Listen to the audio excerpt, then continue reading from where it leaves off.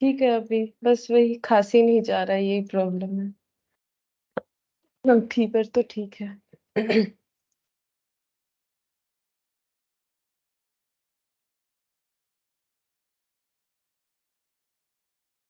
अच्छा देखो, रिकॉर्डिंग का मैसेज किया और स्क्रीन शेयर है।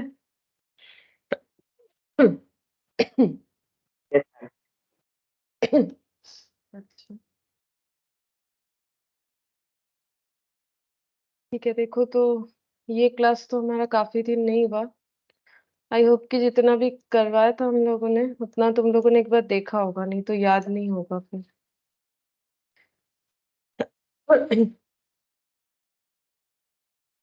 Good morning Sahib.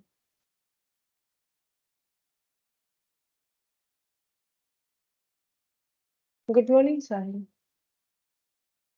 Good morning ma'am.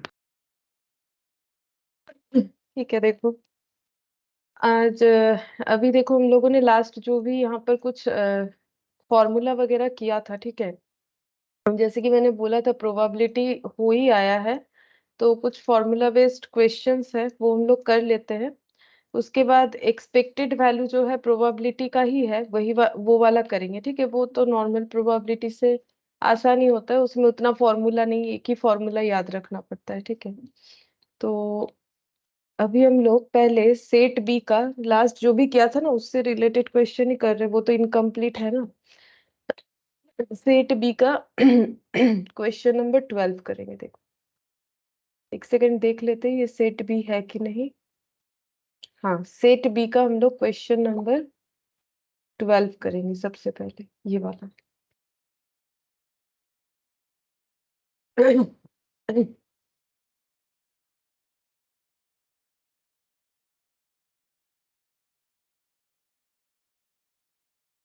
देखो क्या बोला है इसमें, बोल रहा है कि फॉर टू इंडिपेंडेंट इवेंट बोला है, ठीक है। तो अगर तुम लोग को याद है, हम लोगों ने इंडिपेंडेंट इवेंट, डिपेंडेंट इवेंट, ये सब का अलग अलग फॉर्मूला जो है लिखा भी था, और मैंने बोला था क्वेश्चन के साथ प्रैक्टिस करेंगे तो याद हो जाएगा, ठीक है। तो अभी एक बार देखो, कॉपी में तो जरूर लिखा होगा, नहीं तो समझ में नहीं आएगा। देखो दो इंडिपेंडेंट इवेंट है ए और बी। सबसे पहले तो अगर इंडिपेंडेंट अगर कोई इवेंट होता है तो उसमें क्या होता है, उसमें देखो ये था condition, probability of A intersection B, ये होता है probability of A into probability of B होता है अगर कोई दो इवेंट इंडिपेंडेंट होता है, ठीक है। ये कहाँ पर देखा, ये देखो यहाँ पर हम लोगों ने लिखा था, यहाँ पर कॉपी में तुम लोग देखोगे तो मिल जाएगा, ठीक है। इंडिपेंडेंट इवेंट होने पे हम लोग का मल्टीप्लीकेशन होना चाहिए। कहाँ लिखा था मुझे याद तो आ ही जाएगा, ये रहा, ये देखो आ गया याद, ये देखो यहाँ लिखा था probability of intersection B A into B होता है अगर दो इवेंट इंडिपेंडेंट होता है, ठीक है। ये मेन मेन चीज हमें याद रखना है और कुछ नहीं। तो फिर बोल रहा है what is probability A plus B. अब प्लस का मतलब और होता है, ठीक है, और या फिर यूनियन, ठीक है। प्लस का मतलब और होता है और या फिर यूनियन, ये कितना होगा। तो एक्चुअली हमें क्वेश्चन में पूछ क्या रहा है, क्वेश्चन में हमें पूछ रहा है probability of A plus B. अब ए प्लस बी से कंफ्यूज नहीं होना है, ए प्लस बी का मतलब ए यूनियन बी का ही बात हो रहा है, ठीक है। ये कितना होगा अगर दो इवेंट इंडिपेंडेंट है, इंडिपेंडेंट इन द सेंस ऐसा होगा, अभी दिखाया मैंने तुम लोग को, ठीक है। प्रोबेबिलिटी ए 3/5 ये दिया हुआ है हमें, प्रोबेबिलिटी बी भी दिया हुआ है, ठीक है। अब हमें ये निकालने के लिए बोला है, ठीक है। तो कैसे कैलकुलेट होगा देखो,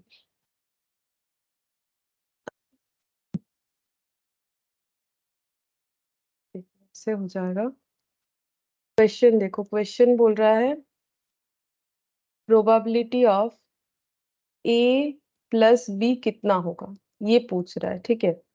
और प्रोबेबिलिटी ए गिवन है हम लोग का 3/5, probability B 2/3, probability A intersection B probability A into probability B होगा। ये मैंने खुद से लिखा है, ये क्यों लिखा है ये तुम लोग को खुद से लिखना पड़ेगा, या याद रखना है या समझ के याद रखना है, जो भी करो, ठीक है। मतलब याद रखना इन द सेंस हम बोल रहे हैं अगर क्वेश्चन में ये लैंग्वेज है कि इंडिपेंडेंट है दो इवेंट, ठीक है, ए एंड बी, तो फिर ये सिचुएशन ऑकर होगा, बिकॉज हमें फॉर्मूला बता रहा है। अब probability of A union B का फॉर्मूला क्या होता है? Probability of A union B का फॉर्मूला ये वाला होता है, probability of A probability of B minus probability of A intersection B. ये कोई नया चीज नहीं है, देखो ये हम लोगों ने एकदम स्टार्टिंग में ही एक बार किया हुआ है ऐसा फॉर्मूला। ये देखो एकदम स्टार्टिंग में जब हम लोग फॉर्मूला वाला चीज कर रहे थे ना, तब मुझे देखना पड़ेगा यहाँ मिलता है कि नहीं लिखा हुआ, लेकिन बहुत सारा क्वेश्चन मुझे दिख रहा है जो कि हम लोगों ने इस बेसिस पे किया हुआ है, ठीक है। ये देखो प्रोबेबिलिटी ऑफ ए, ये देखो ये एन से प्रोबेबिलिटी में ट्रांसफर हुए थे हम लोग, अगर म्यूचुअली एक्सक्लूसिव है तो ये जीरो होगा, अदरवाइज ये रह जाएगा इंटरसेक्शन पॉइंट, ठीक है। जब हमें क्वेश्चन में कुछ नहीं बोलेगा कि म्यूचुअली एक्सक्लूसिव, तो पहला बात है देखो इंडिपेंडेंट है तो म्यूचुअली एक्सक्लूसिव तो होगा नहीं, ठीक है। कोई कॉमन पॉइंट तो मतलब जो है नहीं होगा, तो इसका मतलब ये म्यूचुअली एक्सक्लूसिव होने से रहा, ठीक है। सोच के देखो ये अगर इंडिपेंडेंट है तो ये तो म्यूचुअली एक्सक्लूसिव होगा नहीं, तो इसका मतलब हम लोग का ये पोर्शन जीरो नहीं होगा, म्यूचुअली एक्सक्लूसिव होने से जीरो होता है। तो ये कैसे निकालेंगे? प्रोबेबिलिटी ए गिवन है 3/5, प्रोबेबिलिटी बी भी दिया हुआ है 2/3, और ये क्योंकि इंडिपेंडेंट इवेंट है तो इसका हमारा ये बन जाएगा, ठीक है। अगर ये बन जाता है तो क्या हो जाएगा 3/5, ये देखो प्रोबेबिलिटी ए और बी मतलब 2/3, ठीक है। बस ये इतना लिखना है। तो यहाँ पर हम लोग का हो गया 3/5 2/3, और ये हो जाएगा 3 3 कैंसिल कर दो 2/5, ठीक है। कैंसिल भी कर सकते हो, मल्टीप्लाई करके भी हम लोग लिख सकते हैं। अब 3/5 और 2/3 और 5, ठीक है। तो एलसीएम कर लेते चलो पहले। देखो चाहो तो तुम लोग कैलकुलेटर में ना पॉइंट में भी निकाल सकते हो, जरूरी नहीं है कि एलसीएम करके ज्यादा टाइम तुम लोग को लगाना है। तो ये देखो 3/5 कितना हो गया, 3/5 0.6, ऐसे भी कर लो तो भी होगा, ठीक है। ऐसे ही करना चाहिए, जल्दी जल्दी होता है। 0.66 0.666 है तो हम इसको 6 6 एक बार लिखते, 6 7 भी लिख सकते हो, कोई प्रॉब्लम नहीं है। हम लोग देख लेंगे कि एक्चुअली आंसर हमारा कितना आ रहा है। ये माइनस था तो माइनस, अब ये हम लोग कैलकुलेट करते चलो, 0.6 प्लस 0.66 माइनस 0.4, ठीक है। तो ये हो गया 0.86, ठीक है। अब कैसे मतलब टैली करेंगे हम लोग, चेक करते हैं किसमें 0.86 आता है। जैसे कि हम लोग ये वाला कर रहे हैं ना, तो ये देखो 11/15 पे चेक करेंगे क्या ऐसा आ रहा है। नहीं ऐसा नहीं आ रहा है, देखो 0.73 मतलब ए नहीं होगा। चलो बी पे चेक करो 13/15, तो ये देखो आ गया पॉइंट, नहीं 0.86 आया तो बी भी नहीं होगा। चलो सी पे चेक करते हैं, ये देखते हैं 0.46 आ रहा है, ठीक है। 0.4666 आ रहा है, एक सेकेंड, हम लोग का 86 होना चाहिए। 86 चला गया क्या मेरा, देखते हैं 11/15, एक मिनट, ये कितना आया 0.7, नहीं ये तो नहीं होगा। हाँ बोलो कौन सा वाला? बी होगा बी। बी ना? हाँ हाँ बी हो रहा है, अच्छा सॉरी, हाँ मेरा दिमाग से ही निकल गया, बी हो रहा है, बी में तो मैच हो जा रहा है। हाँ हम इसको 2 बार 3 बार देख, ठीक है बी में मैच हो जा रहा है, तो हम लोग ये वाला 13/15 होगा, इसका एलसीएम करोगे तो भी 13/15 मिल जाएगा, ठीक है। तो ये हो गया 12 नंबर वाला हम लोग का। अच्छा ऐसा ही टाइप का एक क्वेश्चन है 14 नंबर वाला, ठीक है। जो भी फॉर्मूला किया था ना उसके प्रैक्टिस के लिए देखो कैसा क्वेश्चन आता है। तो यहाँ पर ये जैसा क्वेश्चन है ना, बस इस लेवल पे ही तुम लोग को फॉर्मूले को याद रखना है और कुछ नहीं करना है। जैसे ये वाला देखो, बोल रहा है कि ये क्या है, ये कॉम्प्लीमेंट है, मैंने बोला भी था देखो कॉम्प्लीमेंट को सी से बोल सकते हैं, ऐसे बोल सकते हैं, ऐसे ए डैश देते हैं, ये सभी का मतलब कॉम्प्लीमेंट होता है। कॉम्प्लीमेंट का मतलब है ऐसा चीज जो यूनिवर्स में है बस उस सेट में नहीं है, है ना। तो ये देखो probability of A complement union B complement, ये गिवन है वैल्यू एक, प्रोबेबिलिटी ए का एक वैल्यू दिया हुआ है, बी कॉम्प्लीमेंट का एक वैल्यू दिया हुआ है, what is probability A union B, ठीक है। अलग अलग डेटा दिया हुआ है, हमें निकाल के बताना है ए यूनियन बी, ठीक है। तो देखो probability of A union B, ये क्वेश्चन मार्क है, ये पूछ रहा है। अब जो भी है ना हमारे पास गिवन डेटा, हम लोग उसको एक जगह पे लिख लेंगे, ठीक है। ये हमारे पास गिवन डेटा है 5/6, प्रोबेबिलिटी ए ये भी हम लोगों को दे रखा है 1/2 और ये है 2/3, ठीक है। अच्छा अब सबसे पहले हमें क्या करना चाहिए ना, हमें पहले देखना चाहिए कि पूछा क्या है। पूछ रहा है कि ए यूनियन बी बता दो, तो probability of A union B कैसे निकालेंगे? अभी अभी हम लोगों ने एक फॉर्मूला लिखा, देखो ये लिखा ना। तो जब भी हमें कुछ नहीं बताएगा ना कि म्यूचुअली एक्सक्लूसिव है इंक्लूसिव है, देखो इसमें तो जैसे बताया था इंडिपेंडेंट है, तो हम लोग ये म्यूचुअली इंक्लूसिव है ये नहीं मान सकते, एक्सक्लूसिव है, ठीक है। लेकिन जब कुछ नहीं बताएगा तो हम लोग नॉर्मली हमेशा यही फॉलो करेंगे कि यहाँ पर ये म्यूचुअली एक्सक्लूसिव नहीं है, तो इंटरसेक्शन पॉइंट जो है इसमें म्यूचुअली एक्सक्लूसिव नहीं है, इसीलिए इंटरसेक्शन पॉइंट जो है 0 नहीं होगा, ये मान के चलेंगे हम लोग, ठीक है। जब हमें कुछ नहीं बताएगा तो हम लोग हमेशा ये वाला वैल्यू रखेंगे। मतलब ये 0 कब होता है? जब म्यूचुअली एक्सक्लूसिव होता है, तो हम लोग ये मानेंगे कि म्यूचुअली एक्सक्लूसिव नहीं, मतलब इसमें कोई कॉमन पॉइंट है, कॉमन पॉइंट नहीं है ऐसा नहीं मानेंगे। जब हमें क्वेश्चन में कुछ नहीं बताएगा तो ये फॉर्मूला लेना है, ये 0 अपने आप से तभी लेना है जब वो बताएगा कि म्यूचुअली एक्सक्लूसिव है, ठीक है। अब इसका मतलब ये, इसका वैल्यू अगर निकालना है तो हमें ये फॉर्मूला लिखना पड़ेगा। अब इसके रिगार्डिंग हमें वैल्यूज चाहिए, हमें प्रोबेबिलिटी ए चाहिए जो कि गिवन है, लिख सकते हैं। प्रोबेबिलिटी बी चाहिए नहीं हम लोग के पास, लेकिन बी रिलेटेड एक बी कॉम्प्लीमेंट है, ये हम लोग खुद से कोशिश करेंगे निकालने का कि कैसे प्रोबेबिलिटी भी निकल जाता है, ताकि हम लोग इसका आंसर निकाल लें। तो एक्चुअली हम लोग के पास 1/2 गिवन है। प्रोबेबिलिटी बी कैसे निकालेंगे? अब देखो, अब हम लोगों ने जो फॉर्मूला सीखा था उसका यूज करना चाहिए। प्रोबेबिलिटी बी कॉम्प्लीमेंट का मतलब क्या होता है? प्रोबेबिलिटी बी कॉम्प्लीमेंट का मतलब होता है कि प्रोबेबिलिटी, सबसे पहला बात है कॉम्प्लीमेंट का मतलब क्या था, कि ऐसा सेट बी, अगर एक सेट है जो कि यूनिवर्स में जितने भी नंबर है बट जो बी में, यूनिवर्स में है बट बी में नहीं है, ठीक है। तो कंप्लीमेंट प्रोबेबिलिटी का हम लोग कैसे निकालते थे? होल प्रोबेबिलिटी 1 होता है, ठीक है। वहां से अगर प्रोबेबिलिटी बी हटा देंगे तो हमें मिल जाएगा प्रोबेबिलिटी बी कॉम्प्लीमेंट, ठीक है। क्योंकि हमें बी कॉम्प्लीमेंट का मतलब है कि जहां पर मतलब बी का वैल्यू नहीं है ना। प्रोबेबिलिटी बी कॉम्प्लीमेंट का मतलब क्या है? किसी भी चीज का कॉम्प्लीमेंट का मतलब क्या है? जैसे मान लो ये एक यूनिवर्स सेट है, ठीक है, पर हम याद दिलाते, ये मान लो सेट बी है, ठीक है। से यहाँ पर है 1 2 3 4 5 और ये बी में मान लो 6 है, ठीक है। तो इसका मतलब बी कॉम्प्लीमेंट क्या हो गया? 1 2 3 4 5, ठीक है। मतलब जो चीज यूनिवर्स में तो है बट बी में नहीं है, इसे कॉम्प्लीमेंट बोला जाता है। और इसे प्रोबेबिलिटी में कैसे डिफाइन करेंगे? मतलब क्या हो जाएगा? बी कॉम्प्लीमेंट का मतलब ये हो गया, ठीक है। अब बी कॉम्प्लीमेंट को हम लोग क्या लिख सकते हैं? 1 माइनस यूनिवर्स, ये हम लोग बोल सकते हैं ना। मतलब ऐसे भी तो बोल सकते हैं 1 माइनस यूनिवर्स, नहीं, एक्चुअली इसको हम लोग बोलेंगे universal set minus B set, है ना। सेट में अगर डिफाइन करेंगे, यूनिवर्सल सेट में क्या है? 1 2 3 4 5, 1 2 3 4 5 6, यूनिवर्स में तो सभी है, यूनिवर्स के अंदर बी है, ठीक है, जिसमें 6 है। तो इसका मतलब u माइनस बी का मतलब क्या हो जाएगा? u से अगर हम लोग b को हटाते हैं तो हमें क्या मिल जाएगा? b कॉम्प्लीमेंट, मतलब जहां b नहीं एग्जिस्ट करता है दैट इज b कॉम्प्लीमेंट, ठीक है। तो b कॉम्प्लीमेंट का मतलब क्या हो गया? कि यूनिवर्स में है बट b में नहीं है, वो कौन सा नंबर है? यूनिवर्स में है बट b में नहीं है, ये सारे नंबर। तो 1 2 3 4 5, ठीक है। ये कंडीशन सेम, इसी चीज को हम लोग प्रोबेबिलिटी में भी अप्लाई करते हैं। यूनिवर्स के जगह 1 हो जाएगा, ठीक है, और बी के जगह प्रोबेबिलिटी ऑफ बी हो जाएगा। यही कंसेप्ट हम लोगों ने सीखा भी था, देखो ये वाला मैंने तुम लोग को लिखवाया है फॉर्मूला, ये देखो। ये देखो। हम एक बार दिखा देते हैं ताकि तुम लोग को याद रहे कि कहाँ कहाँ लिखा गया है। ये देखो, जैसे एक कॉम्प्लीमेंट लिखाया था मैंने, सेम वैसे बी के लिए भी होगा, है ना। तो ये देखो, ये सारी चीजों को हमें ऑब्वियसली याद रखना है। इससे छोटा छोटा जो क्वेश्चन आएगा, अगर फॉर्मूला बेस्ड क्वेश्चन आता है तो ऐसा ही आएगा। हो गया।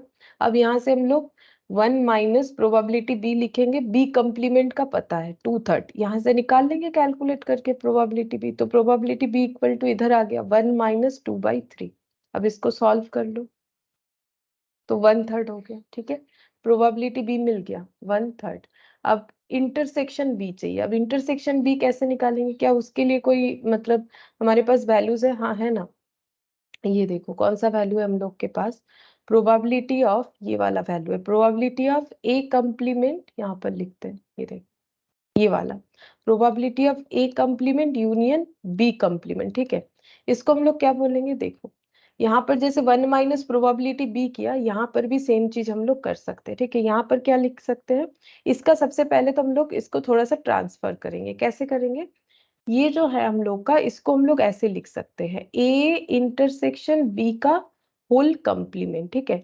ये होल कॉम्प्लीमेंट को ऐसे सी से लिख सकते हो या फिर पूरा इस पे बार लगा सकते हो। ये कौन सा? ये एक्चुअली डी मॉर्गन्स लॉ है, ये तुम लोग को सेट थ्योरी में भी काम आएगा। देखो यहाँ पर मैंने लिखवाया था और मैंने बोला भी था इसको इस तरीके से याद रखो कि होल कंप्लीमेंट का जब बात आएगा ना, दिखाते हैं कहाँ लिखा है अपनी।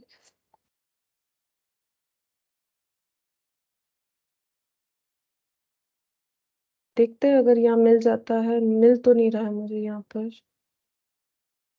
एक सेकेंड, यहीं पर मिल जाना चाहिए।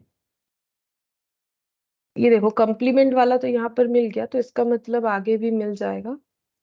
एक सेकेंड देख लेते हैं। दिखाने से क्या होगा ना, तुम लोग को याद रहेगा कि कहाँ पर लिखा था तुम लोगों ने। यहाँ पर होगा, ये जो फॉर्मूला लिखवाया था लाइन बाय लाइन, ये रहा।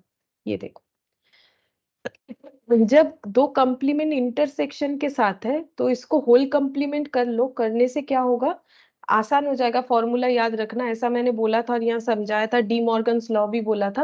होल कंप्लीमेंट होने से इंटरसेक्शन यूनियन हो जाता है, यूनियन इंटरसेक्शन हो जाता है, ठीक है।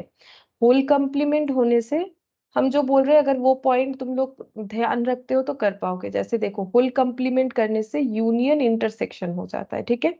अब देखो, अब इसका फॉर्मूला कैसे याद रखोगे, मैंने पहले भी जो बोला था अभी भी वही बोलेंगे। ये देखो, बी कंप्लीमेंट को वन माइनस प्रोबेबिलिटी बी, तो ये मान लो ये अगर पूरा अपने आप में कंप्लीमेंट है तो इसको हम लोग कैसे डिफाइन करेंगे। जैसे इसमें लिखते हैं वन, तो यहाँ भी वन लिखो, माइनस माइनस, ठीक है। प्रोबेबिलिटी जैसे ये बी लिखा, इसको हम लोग क्या लिखेंगे, ए इंटरसेक्शन बी, ऐसे लिख दो, ठीक है। सेम इसी के तरह होगा, ऐसे ही कंपेयर करके सीखा था ना हम लोगों ने, तो ऐसे करके ही लिखना है, one minus probability of A intersection B, ठीक है। अब इसका वैल्यू पता है 5/6 हो गया। अब देखो, ये इंटरसेक्शन ही हमें चाहिए था ना, तो फॉर्मूला हमें खुद ब खुद वही वैल्यू दे दे रहा है। तो यहाँ पर हो गया 1 - 5/6। बस कुछ छोटा छोटा ट्रिक्स जो है थोड़ा सा याद रखोगे, लिंक जो है याद रखोगे कैसे करके हो रहा है, तो फॉर्मूला याद हो जाएगा। तो यहाँ पर हो गया 1/6, ठीक है। 1/6 मिल गया, दो वैल्यू हमें चाहिए था, 1/6। अब इसका एलसीएम कर लो या फिर वैल्यूज लिख के माइनस कर लो। तो हम लोग चलो, कैलकुलेटर है तो इसी का यूज कर लेते हैं। 1/2, 0.5, 1/3, तो 1/3 हो गया 0.33, 1/6, 0.16, 166, मतलब इसको 16 रखते फिलहाल, देखते कितना आता है। 0.5 प्लस 0.33 माइनस 0.16, 0.67। अब चेक करेंगे कौन से आंसर के साथ मैच होता है। हम लोग कर रहे हैं ये वाला क्वेश्चन, ठीक है। तो मुझे लगता है कितना, 2/3 हो सकता है, 2/3। हाँ, 0.66, 2/3 आ रहा है, 0.66, तो ये वाला हो जाएगा ऑप्शन बी। ऑप्शन बी हम लोग का आंसर होना चाहिए, ठीक है। हम्म, तो सेट बी का ऑप्शन सी हो गया। अच्छा, इसके बाद हम लोग कौन सा क्वेश्चन कर सकते हैं, रुको देखते हैं। इसके बाद हम लोग करेंगे क्वेश्चन नंबर 15 करेंगे, ठीक है। क्वेश्चन नंबर 15, ये वाला सेट, एक मिनट, हाँ ये वाला करेंगे, सेट बी का ही क्वेश्चन नंबर 15 कर। देखो इसमें क्या बोल रहा है, इफ फॉर टू इंडिपेंडेंट, फिर से इंडिपेंडेंट इवेंट बोला है। जैसे इंडिपेंडेंट इवेंट बोलेगा, अब देखो याद हो जाना चाहिए ना, ऐसा हमारा दो क्वेश्चन हो गया। Probability of A intersection B का मतलब ये हो जाएगा अगर दो इवेंट इंडिपेंडेंट है तो। यहाँ बोला है ए यूनियन बी, और a probability a, what is probability b पूछा है, ठीक है। तो देखो, एक दो क्वेश्चन करोगे बिल्कुल प्रैक्टिस हो जाता है। ये देखो यहाँ पर लिखेंगे probability of A union B, ये हम लोग को ना दे रखा है 2/3। प्रोबेबिलिटी ए, ये भी दे रखा है 2/5, और ए भी इंडिपेंडेंट है। प्रोबेबिलिटी बी क्या होगा पूछ रहा है, ए और बी अगर इंडिपेंडेंट है तो ये कंडीशन ऑकर्ड होगा। प्रोबेबिलिटी ए, प्रोबेबिलिटी बी, देखो यहाँ पर लिख देते हैं एज इंडिपेंडेंट। ये तुम लोग भी लिखो, क्यों लिखने से क्या होगा, दिमाग में बैठ जाएगा कि जब भी इंडिपेंडेंट होगा हमारा ये सिचुएशन होगा। अब प्रोबेबिलिटी ए यूनियन बी को हम लोग क्या लिखेंगे, अभी अभी हम लोगों ने देखो हमें क्या निकालना है, प्रोबेबिलिटी बी निकालना है, तो कैसे निकालेंगे। ए यूनियन बी का मतलब जो होता है probability A plus probability B, ठीक है। इससे भी निकाल सकते हैं, लेकिन वही तो इंटरसेक्शन का तो हमें आंसर चाहिए होगा ना। तो ये देखो प्रोबेबिलिटी ए इंटरसेक्शन बी, तो probability A union be given है 2/3, प्रोबेबिलिटी ए गिवन है 2/5, प्रोबेबिलिटी बी ये निकालना है। और ए इंटरसेक्शन बी का आंसर कैसे निकालेंगे, ए इंटरसेक्शन बी मतलब प्रोबेबिलिटी ए इंटू बी, तो प्रोबेबिलिटी ए तो 2/5 है, और प्रोबेबिलिटी बी को ऐसे लिखना पड़ेगा क्योंकि इसका हमें वैल्यू नहीं पता। अच्छा, अब इसका कैलकुलेशन करेंगे, 2/3 minus 2/5 probability B minus 2/5 into probability B. अब इसका कैलकुलेशन कर लो, 15 ये 10 हो जाएगा 6, probability B minus 2/5 probability B. अब देखते हैं ये कितना आ रहा है, 4/15, ये हो गया 4/15। इसका भी कैलकुलेशन कर सकते हैं ना, प्रोबेबिलिटी बी है तो इसमें भी एलसीएम 5 हो जाएगा, तो 5 प्रोबेबिलिटी बी माइनस 2/5, या फिर तुम लोग चाहो ना तो इसको पॉइंट में कर लो, ऐसे भी कर सकते हो। 2/5 का मतलब 0.4 हो गया, तो ये देखो अगर ये थोड़ा सा जो है मतलब कैलकुलेशन, अरे एक सेकेंड, हाँ ये देखो ये जो कैलकुलेशन है ना, इसको तुम लोग थोड़ा सा आसान तरीके से भी कर सकते हो। जैसे कि ये तो आ गया, चलो 4/15 कर लिया है तो लिख ही लेते, ये हो गया probability B minus 0.4 probability B. अब ये इसके आगे कुछ नहीं है मतलब 1 है, तो ये 0.6 हो जाएगा, तो 4/15 इक्वल टू 0.6 प्रोबेबिलिटी बी। तो ये 4/15 और ये 1/0.6 ये इधर आ गया, तो प्रोबेबिलिटी भी, या फिर तुम लोग जैसा ठीक लगे कैलकुलेट कर लो, ठीक है। मैंने इस तरह से किया है, 4/15 इंटू 0.6, इंटू नहीं सॉरी डिवाइड होगा, 4 ये 15 इंटू 0.6 कर लेते हैं, 9 हो गया, तो 4/9 कर लो, 4/9, तो कुछ इतना आ रहा है 0.44। मतलब प्रोबेबिलिटी बी इक्वल टू हम लोग बोल सकते हैं 4/9, देखते हैं अगर फ्रैक्शन में है तो मिल जाएगा। हाँ ये देखो हो गया 4/9 है ना, 15 का बी हो जाएगा 4/9, ये आंसर हो जाएगा। अब मैंने तो ऐसे किया है, तुम लोग इसको भी चाहो तो पॉइंट में ट्रांसफर करके कर सकते हो, ठीक है, जैसा ठीक लगे। तो 4/9 आंसर आ गया। अच्छा, अब इसके बाद हम लोग करेंगे क्वेश्चन नंबर 17 करेंगे। देखो क्वेश्चन नंबर 17 देखने में इतना टफ लग रहा है, एबीसी क्या है, लेकिन इतना बहुत ही आसान है। देखो question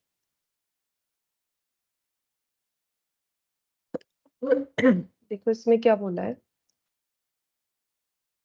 if probability A equal to small A, probability B equal to small B, मतलब ये सब क्या है, वैल्यू दिया हुआ है, जैसे 3/5 2/5 वैल्यू रहता है ना, वैसे दिया हुआ है। ए इंटरसेक्शन बी दिया हुआ है, एक्सप्रेशन ऑफ पी मतलब probability a complement intersection b complement, इसको एक्सप्रेस करना है, मतलब इसका वैल्यू हमें बताना है in term of a b and c, ठीक है। ए बी सी के टर्म में हमें बताना है, मतलब एक्सप्रेस, जैसे हम लोग इक्वेशन चैप्टर कर रहे थे वहां पर भी था ना एक्सप्रेस, इक्वेशन नहीं जैसे लॉग में देखा, इक्वेशन में तो ऐसा कुछ अभी तक आया नहीं है, चलो लॉग में हम लोगों ने देखा था कि express in term of X Y, तो मतलब एक्सप्रेस करना है, मतलब इसका वैल्यू ए बी सी में लाना है हमें, ठीक है। इसीलिए ऑप्शंस भी अगर तुम लोग देखोगे ए बी सी से ही दिया हुआ है, ठीक है। तो कैसे कैलकुलेट होगा, कैलकुलेट करके देना है हम लोग को प्रोबेबिलिटी ऑफ, ये कैलकुलेट करके देना है ए कंप्लीमेंट इंटरसेक्शन बी कंप्लीमेंट, देखो ऐसा ही कुछ हमें दिया हुआ है। तो सबसे पहले हम लोग इसको डिफाइन करेंगे कैसे, देखो हम लोगों ने अभी अभी देखा ना कि अगर हमारा ऐसा दिया हुआ है तो हम लोग इसको होल कंप्लीमेंट में ट्रांसफर करेंगे ताकि फॉर्मूले को रिलेट करने में आसानी हो। तो इसका होल कंप्लीमेंट कैसे होगा, तो ये ऐसे बन जाएगा, होल कंप्लीमेंट जैसे ही होगा हम लोग पहले ये देखो, ये इंटरसेक्शन यूनियन हो जाएगा और ये हो गया होल कंप्लीमेंट। अब इससे फॉर्मूला बनाना आसान है, जैसे ही ये कुछ ऐसा प्रोबेबिलिटी का कंप्लीमेंट आता है तो हम लोग 1 माइनस कर सकते हैं, जैसे सेट में यू यानी यूनिवर्सल सेट से माइनस होता है, तो 1 minus probability of A union B हो जाएगा। देखो अभी इसका एक ऑपोजिट क्वेश्चन हम लोगों ने किया था, जहां पर ये अंदर यूनियन था, बाहर इंटरसेक्शन हुआ था। देखो इस चीज को ध्यान में रखो, तो देखो प्रैक्टिस भी हो गया। ये देखो यहाँ पर यूनियन था, इंटरसेक्शन हुआ था, यहाँ इंटरसेक्शन है, ये यूनियन हो गया, ठीक है। और rules as it is, one minus जैसे प्रोबेबिलिटी ऑफ दैट, ये देखो one minus probability of this one, तो ये हो गया। अच्छा, वन तो वन रहेगा। हमारे पास कुछ वैल्यूज गिवन है, जैसे कि प्रोबेबिलिटी ए, ये गिवन है। प्रोबेबिलिटी ए का मतलब स्मॉल ए, प्रोबेबिलिटी बी का मतलब स्मॉल बी, और A intersection B C, A intersection B, ये सी गिवन है, ठीक है। अच्छा, अब इसको हम लोग क्या लिखेंगे, ये तो वन जैसा है वैसा लिखेंगे। और ये जो है ए यूनियन बी, इसको क्या लिख सकते हैं, सिंपल जो फॉर्मूला हम लोग फॉलो करते हैं, probability of A plus probability of B minus probability of A intersection B, ठीक है। ये नॉर्मल फॉर्मूला, कुछ नहीं बोलेगा तो इससे यही बनता है, हमेशा याद रखो, ये काफी इंपॉर्टेंट है। प्रोबेबिलिटी ऑफ ए का मतलब small A, probability of B का मतलब स्मॉल बी, और probability of A intersection B का मतलब स्मॉल सी, ठीक है। One minus A minus B, minus minus में प्लस सी, ठीक है। ये हो गया। अब देखते हैं किससे आंसर मिलता है। One minus A minus B plus सी होगा। अच्छा, one minus A minus B plus सी, मतलब ऑप्शन डी हो जाएगा, ठीक है। तो आंसर ऑप्शन डी हो गया। देखो अगर हम लोग ध्यान से देखें ना, तो ये 17th और ये 14th नंबर में कुछ ज्यादा फर्क नहीं है, एक ही चीज है, बस यहाँ पर कुछ अलग कंप्लीमेंट था, यूनियन था डी मॉर्गन्स लॉ में, यहाँ पर इंटरसेक्शन था, उसको यूनियन में ट्रांसफर किया। बाकी कंसेप्ट लेकिन सेम है, ठीक है। अच्छा, ये हम लोग का हो गया सेट बी का क्वेश्चन नंबर 17। अच्छा, अब हम लोग एक इलास्ट्रेशन का क्वेश्चन करेंगे, ठीक है। क्वेश्चन नंबर 18 करेंगे। क्वेश्चन नंबर 18 जिसमें बहुत सारे फॉर्मूला है, मतलब फॉर्मूला बेस्ड क्वेश्चन है। इसको एक बार प्रैक्टिस करने से सारे फॉर्मूले प्रैक्टिस हो जाएंगे। रुको देखते हैं, 18 नंबर, अच्छा आ गया, ये 29 है।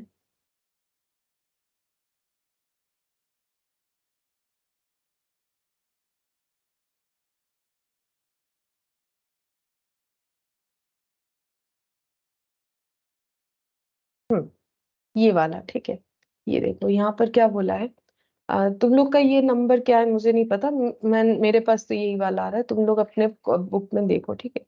In connection with random experiment it is found that, एक रैंडम एक्सपेरिमेंट किया गया जिसमें प्रोबेबिलिटी ए इवेंट का प्रोबेबिलिटी इतना आया, बी का इतना आया। ये ना थोड़ा सा प्रिंट मिस्टेक है, ये एक्चुअली प्रोबेबिलिटी बी इक्वल 3/5 है, ठीक है।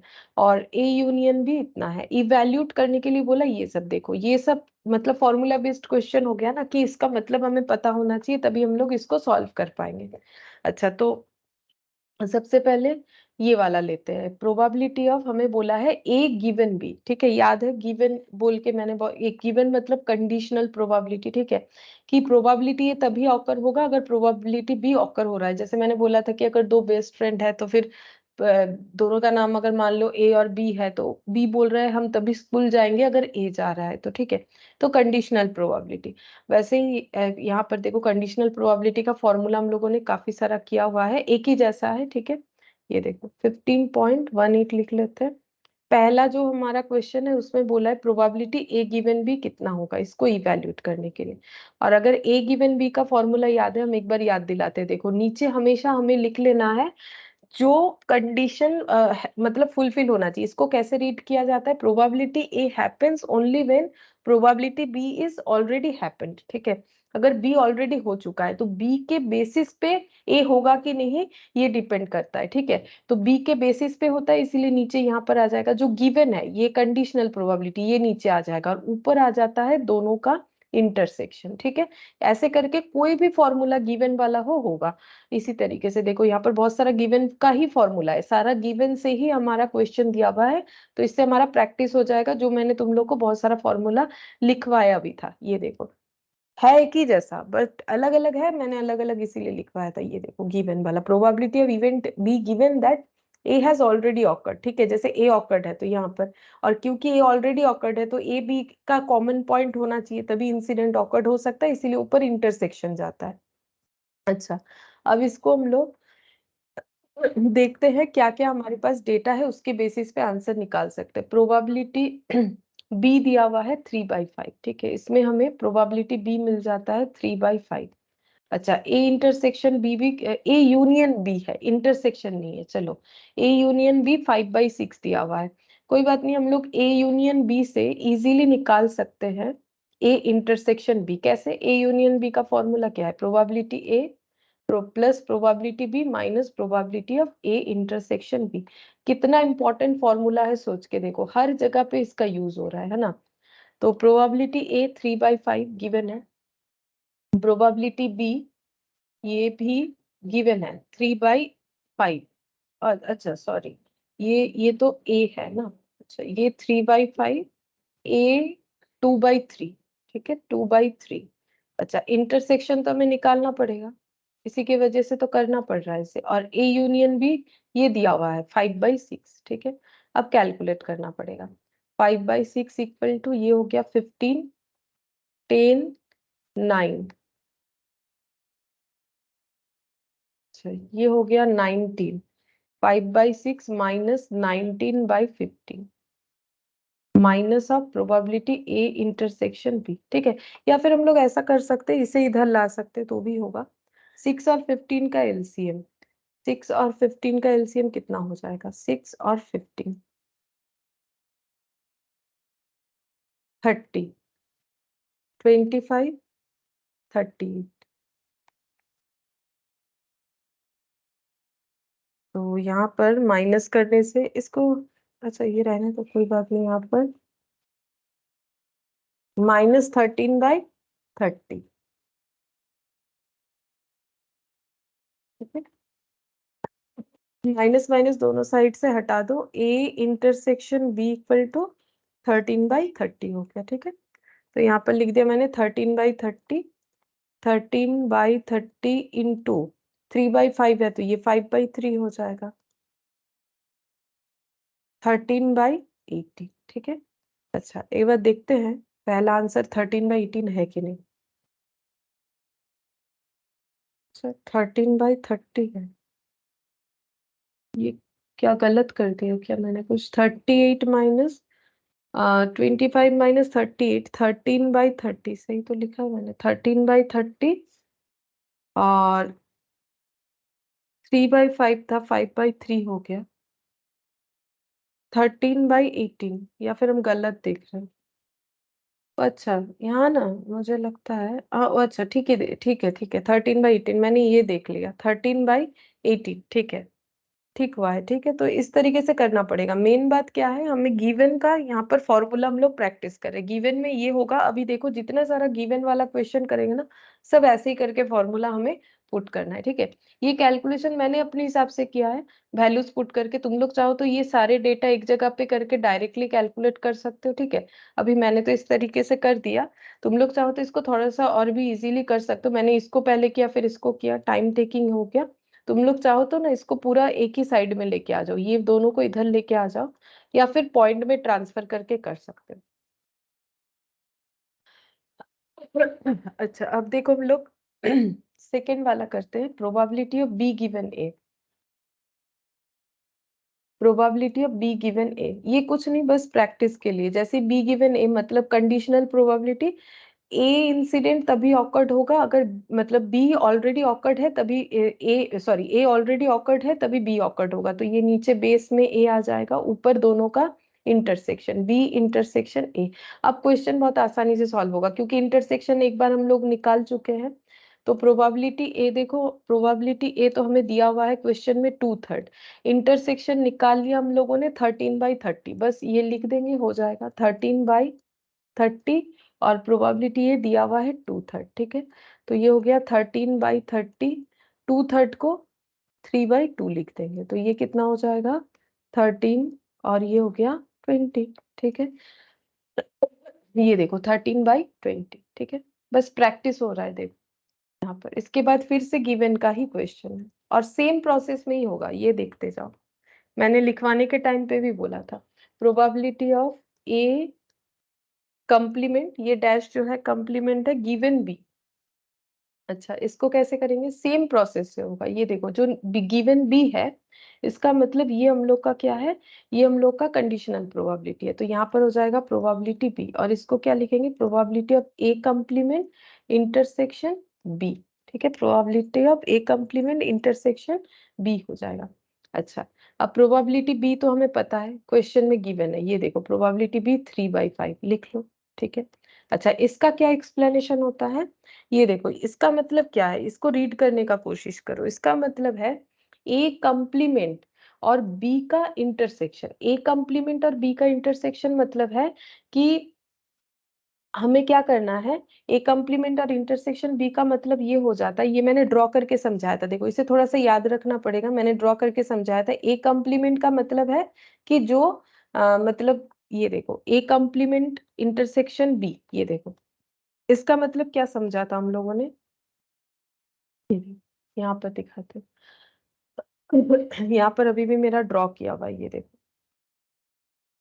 ए कम्प्लीमेंट का मतलब है जो यूनिवर्स में है बट ए में नहीं है। ठीक है, तो जो यूनिवर्स में है, ये देखो, जो यूनिवर्स में है बट ए में नहीं है, वो कौन सा पोर्शन है? वो ये ब्लू वाला पोर्शन, ये वाला पोर्शन के अलावा बाकी पूरा पोर्शन जो है यूनिवर्स में है बट ए के पास नहीं है। ठीक है, और यहाँ पर इसके साथ हमें कॉमन पॉइंट ढूंढना है बी का। ठीक है, कॉमन पॉइंट ढूंढना है तो बी का, बी के साथ ए का यही वाला होगा, यही वाला पॉइंट सिर्फ बी के साथ ए का कॉमन पॉइंट होगा, ए कम्प्लीमेंट का। ठीक है, तो इसको हमें कैसे निकालना पड़ेगा? कॉमन पॉइंट मतलब ये वाला पॉइंट, यही वाला मैंने दिखाया, ये देखो, ये वाला पॉइंट। तो इसको हम लोग कैसे लिखेंगे? Probability of B minus probability of A intersection B, है ना? ए इंटरसेक्शन बी का मतलब कौन सा? ये वाला जगह। ठीक है, और हमें क्या करना है? प्रोबेबिलिटी बी मतलब ये पूरे से इस पोर्शन को माइनस कर देना है, मतलब ये वाला पोर्शन बचेगा, ये जो नीचे लिखा हुआ है ड्रॉ करने के बाद, ये वाला पोर्शन कौन सा है? ए कम्प्लीमेंट और बी का, ए कम्प्लीमेंट और बी का कॉमन पॉइंट, मतलब जो बी के पास भी है ए कम्प्लीमेंट में भी है। बी के पास क्या है? बी के पास तो ये वाला है, दिख रहा है। ए कम्प्लीमेंट मतलब जो ए के पास नहीं है लेकिन यूनिवर्स में है। ए के पास नहीं है लेकिन यूनिवर्स में है, वो कौन कौन सा पोर्शन है? ये वाला और ये वाला। ठीक है, और ए कम्प्लीमेंट का मतलब ये वाला हो गया, जो मैंने अभी ऐसे ऐसे करके दिखाया ना, ये वाला एक कम्प्लीमेंट हो गया। और ये देखो, हम थोड़ा सा कलर चेंज करके दिखा देते हैं यहाँ पर, ये देखो।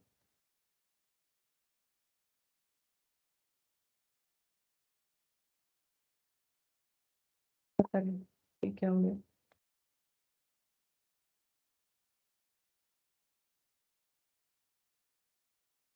छोड़ो, ओपन ही नहीं हो रहा है। चलो यहाँ से दिखाते हैं, ये देखो, ये जो पोर्शन है ना, ये ऐसे दिखाते हैं, ये देखो।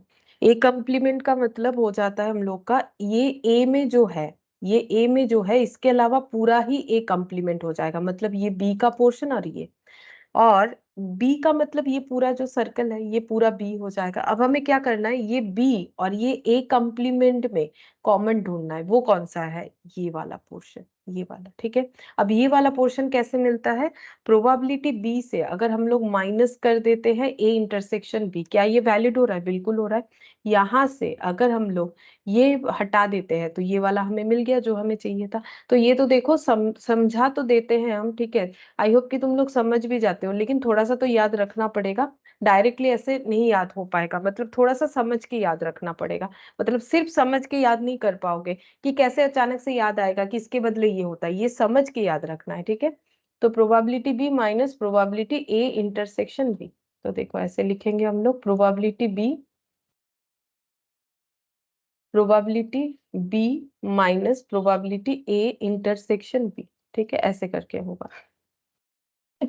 अब वैल्यूज गिवन है, प्रोबेबिलिटी बी का मतलब 3/5 और ए इंटरसेक्शन बी का 13/30 निकाला था हम लोगों ने। अब कैलकुलेशन करेंगे, ये दोनों का एलसीएम 30 होगा। 18 माइनस 13, 3/5। अच्छा, आगे लिखते हैं, देखो, 5/30 इंटू, ये हो गया 5/3। ठीक है, तो 6/18, 5/18। देखते हैं 5/18 आंसर है कि नहीं, थर्ड वाला। हाँ, 5/18। ठीक है, अच्छा, इसके बाद ये वाला ए गिवन बी कम्प्लीमेंट, ठीक है, ये वाला है। ए जस्ट इसका ऑपोजिट, ए गिवन बी कॉम्प्लीमेंट, ठीक है। तो इसका मतलब क्या हो जाएगा, ये कंडीशनल प्रोबेबिलिटी, ये ये कंडीशन फुलफिल होगा तभी ये वाला इंसिडेंट ऑकवर्ड होगा, तो ये दोनों में कॉमन हो जाएगा ऐसे करके, ठीक है। अच्छा, अब इसको हम लोग कैसे लिखेंगे, यहाँ पर ये देखो बी कॉम्प्लीमेंट तो हम लोगों ने सीखा, बी कॉम्प्लीमेंट को कैसे लिखा जाता है, 1 - प्रोबेबिलिटी बी, ठीक है। अच्छा, इसको कैसे लिखेंगे, सेम इसी तरीके से लिखेंगे। जब ए कॉम्प्लीमेंट था, देखो कैसे याद रखोगे, इसका भी एक छोटा सा ट्रिक है, मतलब ये कोई लॉजिक नहीं है बट हम याद रखने का तरीका बता रहे हैं। अगर ऐसा आता है कि अगर होल कॉम्प्लीमेंट है, देखो 2-3 पॉइंट याद रखना चाहिए। अगर होल कॉम्प्लीमेंट है तो डी मॉर्गन्स लॉ लगाओ, ठीक है। डी मॉर्गन्स लॉ में क्या हो जाएगा, 1 - probability of A union B का होल कंप्लीमेंट। अगर सेपरेट सेपरेट कंप्लीमेंट है, इंटरसेक्शन है, तो यहाँ यूनियन हो जाएगा, ठीक है। इसके बदले हम लोग ऐसे लिखेंगे। अच्छा, और अगर हम लोग का ऐसा है तो उसके बदले लिखा जाता है ऐसा, ठीक है। इसके बदले सॉरी, ये हो जाएगा ऐसा, ठीक है। अगर ऐसा है, देखो ये सब मैंने सीक्वेंस में ही लिखाया हुआ है, लेकिन क्या है ना, प्रैक्टिस के टाइम पे और भी अच्छे से याद हो जाता है ये चीज, ठीक है। ये दिमाग में चले जाना चाहिए। अगर दोनों में कंप्लीमेंट है तो होल कंप्लीमेंट हो जाएगा। होल कंप्लीमेंट जैसे ही हुआ, 1 - प्रोबेबिलिटी ऑफ जो है ए यूनियन बी है, तो ए यूनियन बी लिखो बस यहाँ से देख के, और ए इंटरसेक्शन बी आया तो ए इंटरसेक्शन बी लिखो, देखो कितने आसानी से याद हो जाएगा, हो गया।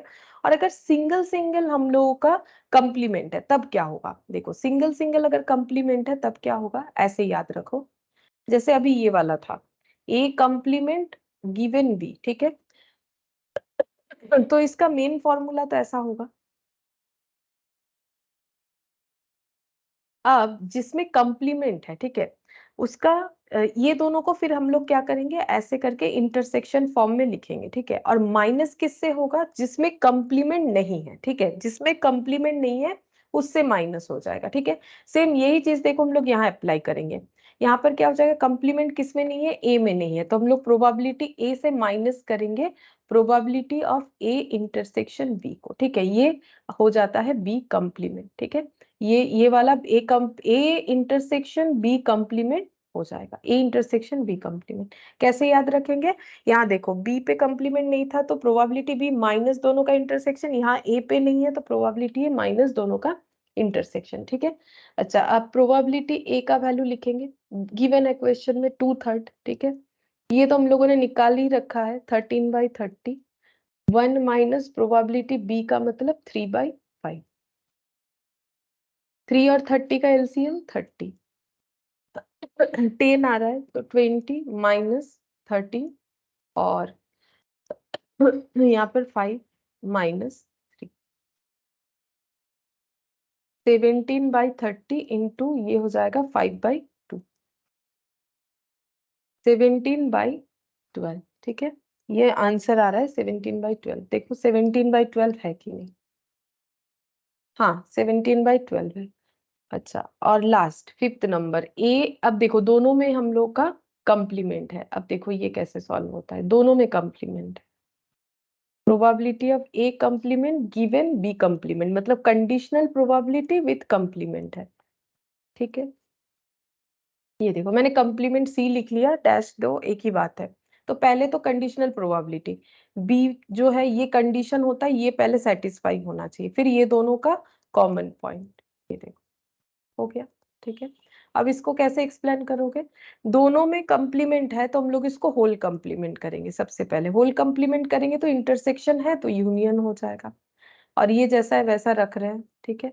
इसके बाद क्या लिखना चाहिए, अभी अभी सिखाया मैंने, देखो इसके बाद क्या हो जाएगा, देखो दोनों सेम कंसेप्ट में, probability of complement, probability of जिस चीज का प्रोबेबिलिटी उसका कंप्लीमेंट, ठीक है। तो ये कैसे होता है, 1 - प्रोबेबिलिटी बी, ठीक है। ये भी हो जाएगा 1 - प्रोबेबिलिटी ऑफ ए यूनियन, सिर्फ कंप्लीमेंट हटा दो, जो है वो लिख दो, हो गया। अब वैल्यूज पुट करेंगे,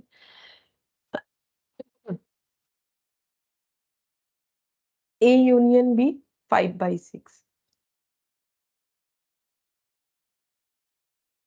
6 - 5, 5 - 3, 1/6 इंटू 5 डिवाइडेड बाई 2, तो 5/12 देख लो 5/12 है कि नहीं।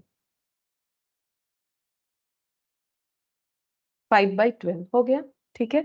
इस तरीके से क्या हुआ देखो, जो भी फॉर्मूला लिखवाया था, जैसे कि मैंने बोला था हम लोग ऐसा ऐसा ऐसा क्वेश्चन लेंगे जिससे हमारा प्रैक्टिस हो जाएगा। ठीक है, चाहे एक्सरसाइज में हो या ना, हम लोग इलास्ट्रेशन से ले लेंगे। तो देखो जो भी फॉर्मूला था ना उसका पूरा प्रैक्टिस हो गया। मतलब ये इतना अच्छा क्वेश्चन है, एग्जाम देने के पहले अगर ये बस एक क्वेश्चन देख लेते हैं हम लोग तो जितना भी गिवन का फॉर्मूला है सारा प्रैक्टिस हो जाता है। ठीक है, तो इस पे स्टार लगा के रख सकते हो एग्जाम टाइम में, तो ये देखना बनता ही है।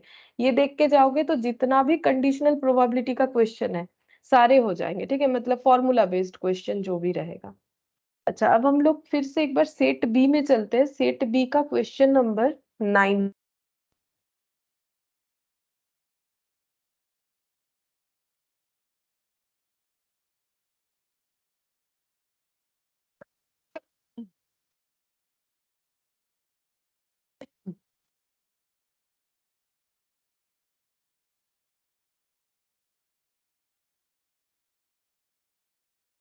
हाँ, ये रहा सेट बी का क्वेश्चन नंबर 9।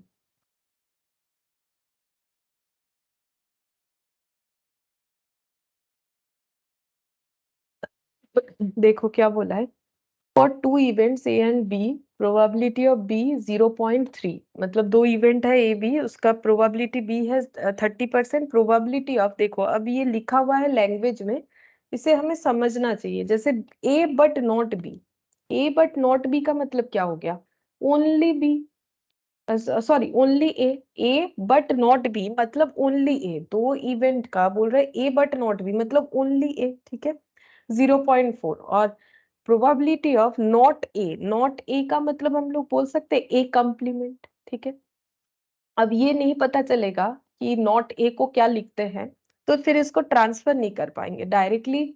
लैंग्वेज पढ़ के तो ट्रांसफर नहीं कर सकते ना, इसको हमें पता करना पड़ेगा कि कैसे इसको डिफाइन करते हैं। आप में फॉर्मूला लिख के आंसर निकाल पाएंगे।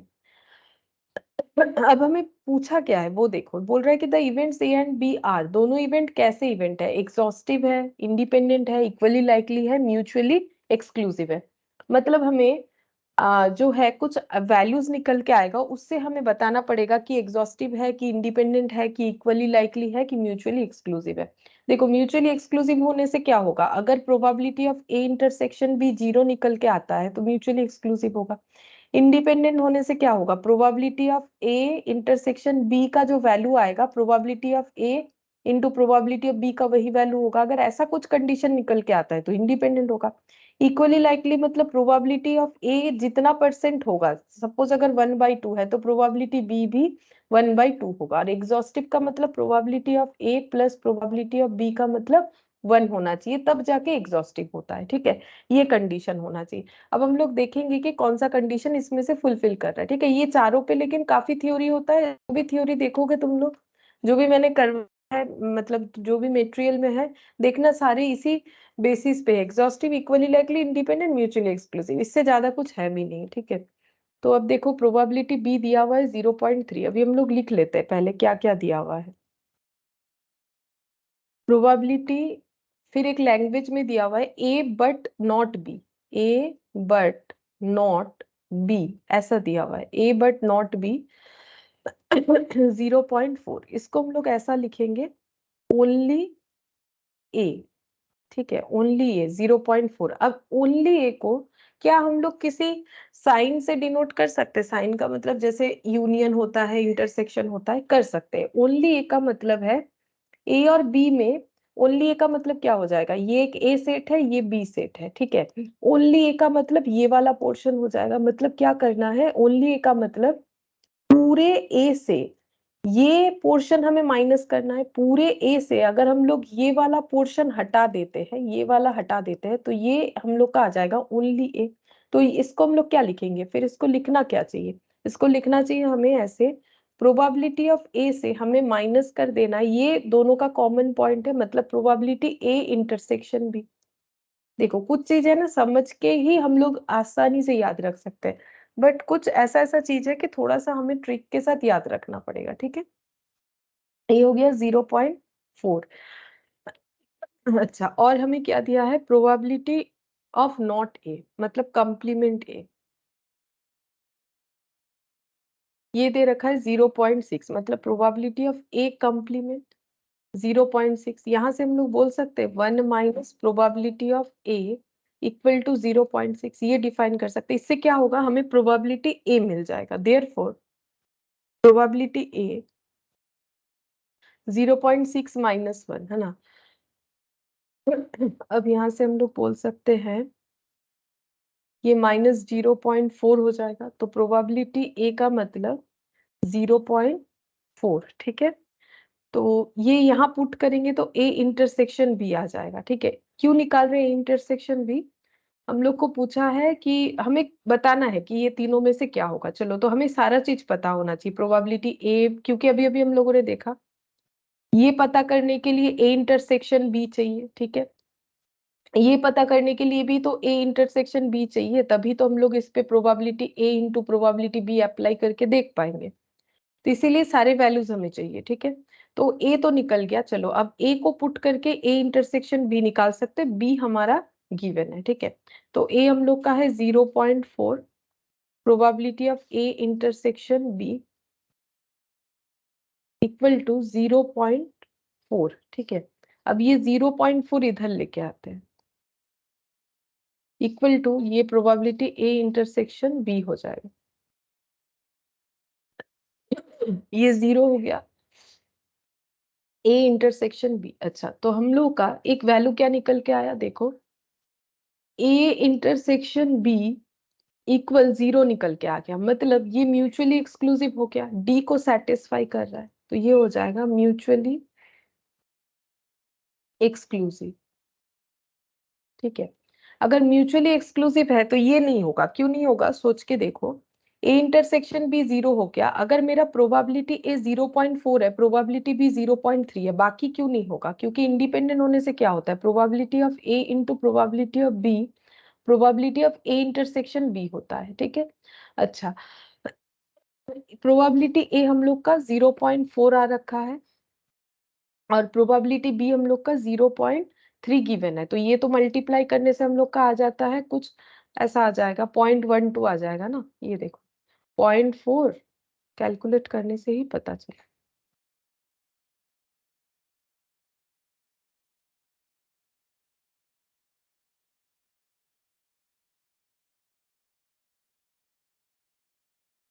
पता नहीं क्या नया चीज है। अच्छा अच्छा, यहाँ खुला हुआ है इसी वजह से, चलो कोई बात नहीं। ये देखो 0.4 इंटू 0.3, ठीक है, 0.12 आ गया, 0.12, लेकिन ये तो हमारा 0 आ रहा है, इसका मतलब ये इंडिपेंडेंट नहीं होगा। और वैसे भी देखो, अगर कोई म्यूचुअली एक्सक्लूसिव है तो वो इंडिपेंडेंट नहीं होगा, ठीक है।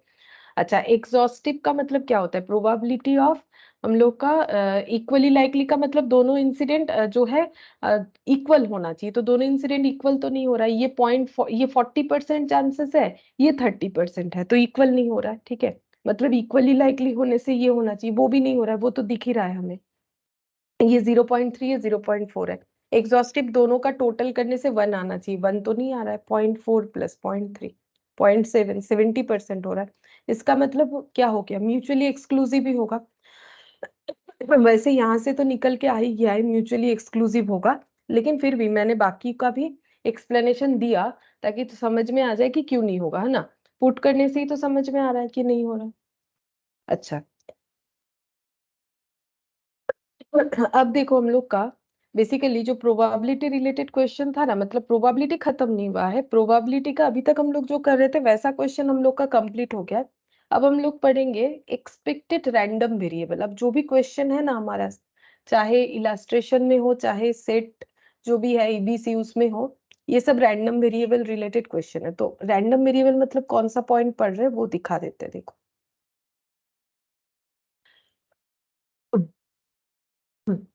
ये वाला, अभी हम लोग ये वाला पढ़ेंगे, expected value of random variable, ठीक है।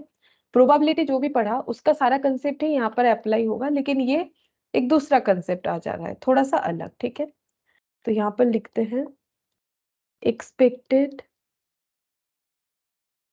Value of random variable. ये क्या चीज है, देखो ये एक्सपेक्टेड वैल्यू का मतलब तो प्रोबेबिलिटी ही है, प्रोबेबिलिटी बता रहा है। प्रोबेबिलिटी हमें क्या बताता है, एक्सपेक्टेशन कि कितना चांसेस है कि हेड आ जाए, कितना चांसेस है कि टेल आ जाए, ठीक है, एक्सपेक्टेशन। तो हमें क्या निकालना है, कुछ रैंडम वेरिएबल्स हमें दिए हुए रहेंगे, उसका हमें एक्सपेक्टेड वैल्यू निकालना है, ठीक है। जैसे कि अगर इस कंसेप्ट को थोड़ा सा समझना चाहे तो क्या होगा, जैसे मान लो अगर हम लोग हमारा कोई नया प्रोजेक्ट है, उसके लिए हमें मान लो कैपिटल इन्वेस्टमेंट का जरूरत है, ठीक है। जैसे कोई भी बिजनेस करते हैं तो उसके लिए कैपिटल का जरूरत होता है। और जर्नल एंट्री भी तुम लोग तो स्टार्टिंग में वही करते हो ना, कि कैपिटल इंट्रोडक्शन जब सीखते हो फर्स्ट टाइम। तो वही चीज हम बता रहे कि जैसे मान लो हमें लोन चाहिए होगा, ठीक है, हमारे पास उतना पैसा नहीं है कि हम लोग अपना पूरा पैसा लगा के बिजनेस स्टार्ट करें। अगर हम लोग लोन लेने जाएंगे तो बैंक में जाके हमें बताना पड़ेगा अपना प्रोजेक्ट, ठीक है। बैंक में जाके बता दिए लोन दे दो तो बैंक वाला हमें लोन नहीं देगा। हमें ये बताना है कि हमारा क्या प्रोजेक्ट है, किस वजह से हमें लोन चाहिए। और उसके साथ साथ बैंक वाला ये भी पूछेगा कि आपका एक्सपेक्टेड रिटर्न क्या है इस प्रोजेक्ट से, मतलब आपको क्या लगता है कि आपका 5 साल का एटलीस्ट हमें एक प्रोजेक्ट बना के दीजिए कि 5 साल में आप ये बिजनेस से क्या क्या अर्न करेंगे।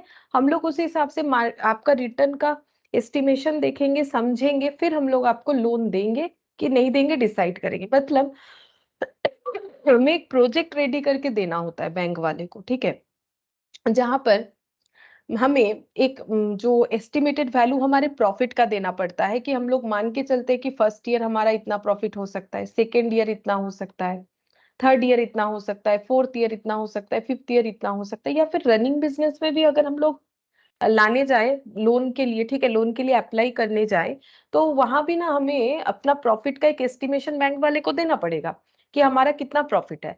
अब क्या होता है सॉरी, अब क्या होता है कि अगर हम लोग अलग अलग बताएंगे ना, अलग अलग हमें लिखना पड़ेगा, लेकिन जब बताएंगे तो हमें एक एवरेज वैल्यू बताना पड़ता है। जैसे तुम लोग अभी कॉलेज में एडमिशन लिए हो, या फिर किसी ने मतलब किसी किसी का हो गया है या ले रहे हो, जो भी है, तो तुम लोग जब कॉलेज में एडमिशन लेने जाते हो तो थोड़ी ना ऐसा बताते हो कि मुझे इस सब्जेक्ट में इतना मिला है, नहीं, एक एवरेज लिखना पड़ता है। मतलब देखो, फॉर्म में दो ऑप्शन ही रहता है, एक तो तुम लोग को इंडिविजुअली भी बताना पड़ता है, दूसरा तुम लोग को एवरेज भी बताना पड़ता है। लेकिन कंफर्टेबल लोग एवरेज से ही होते हैं ना। मतलब अगर कोई पूछ ले कि आपको डायरेक्टली कि आप बताओ कि मतलब रिजल्ट, नहीं मतलब मुझे रिजल्ट मत दो, मुझे जस्ट इतना बताओ कि आपको ओवरऑल क्या मिला है, तो आप थोड़ी ना एक एक सब्जेक्ट का आप लोग बताओगे, नहीं, आप लोग क्या करोगे, एवरेज बताओगे, उनसे उनको पता चल जाएगा कि एक्चुअली कितना आपको मिला है, ठीक है।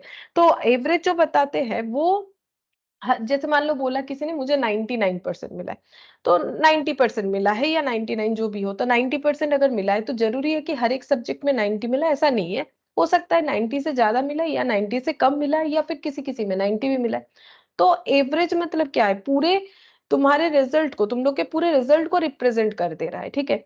वैसे ही जब हम लोग लोन लेने जाते हैं तो हमें पूरा अपना प्रॉफिट का अलग अलग तो मतलब प्रोजेक्ट में दिखाना ही है, उसके साथ साथ हमें उसका एक एवरेज भी करके बताना होता है, ठीक है।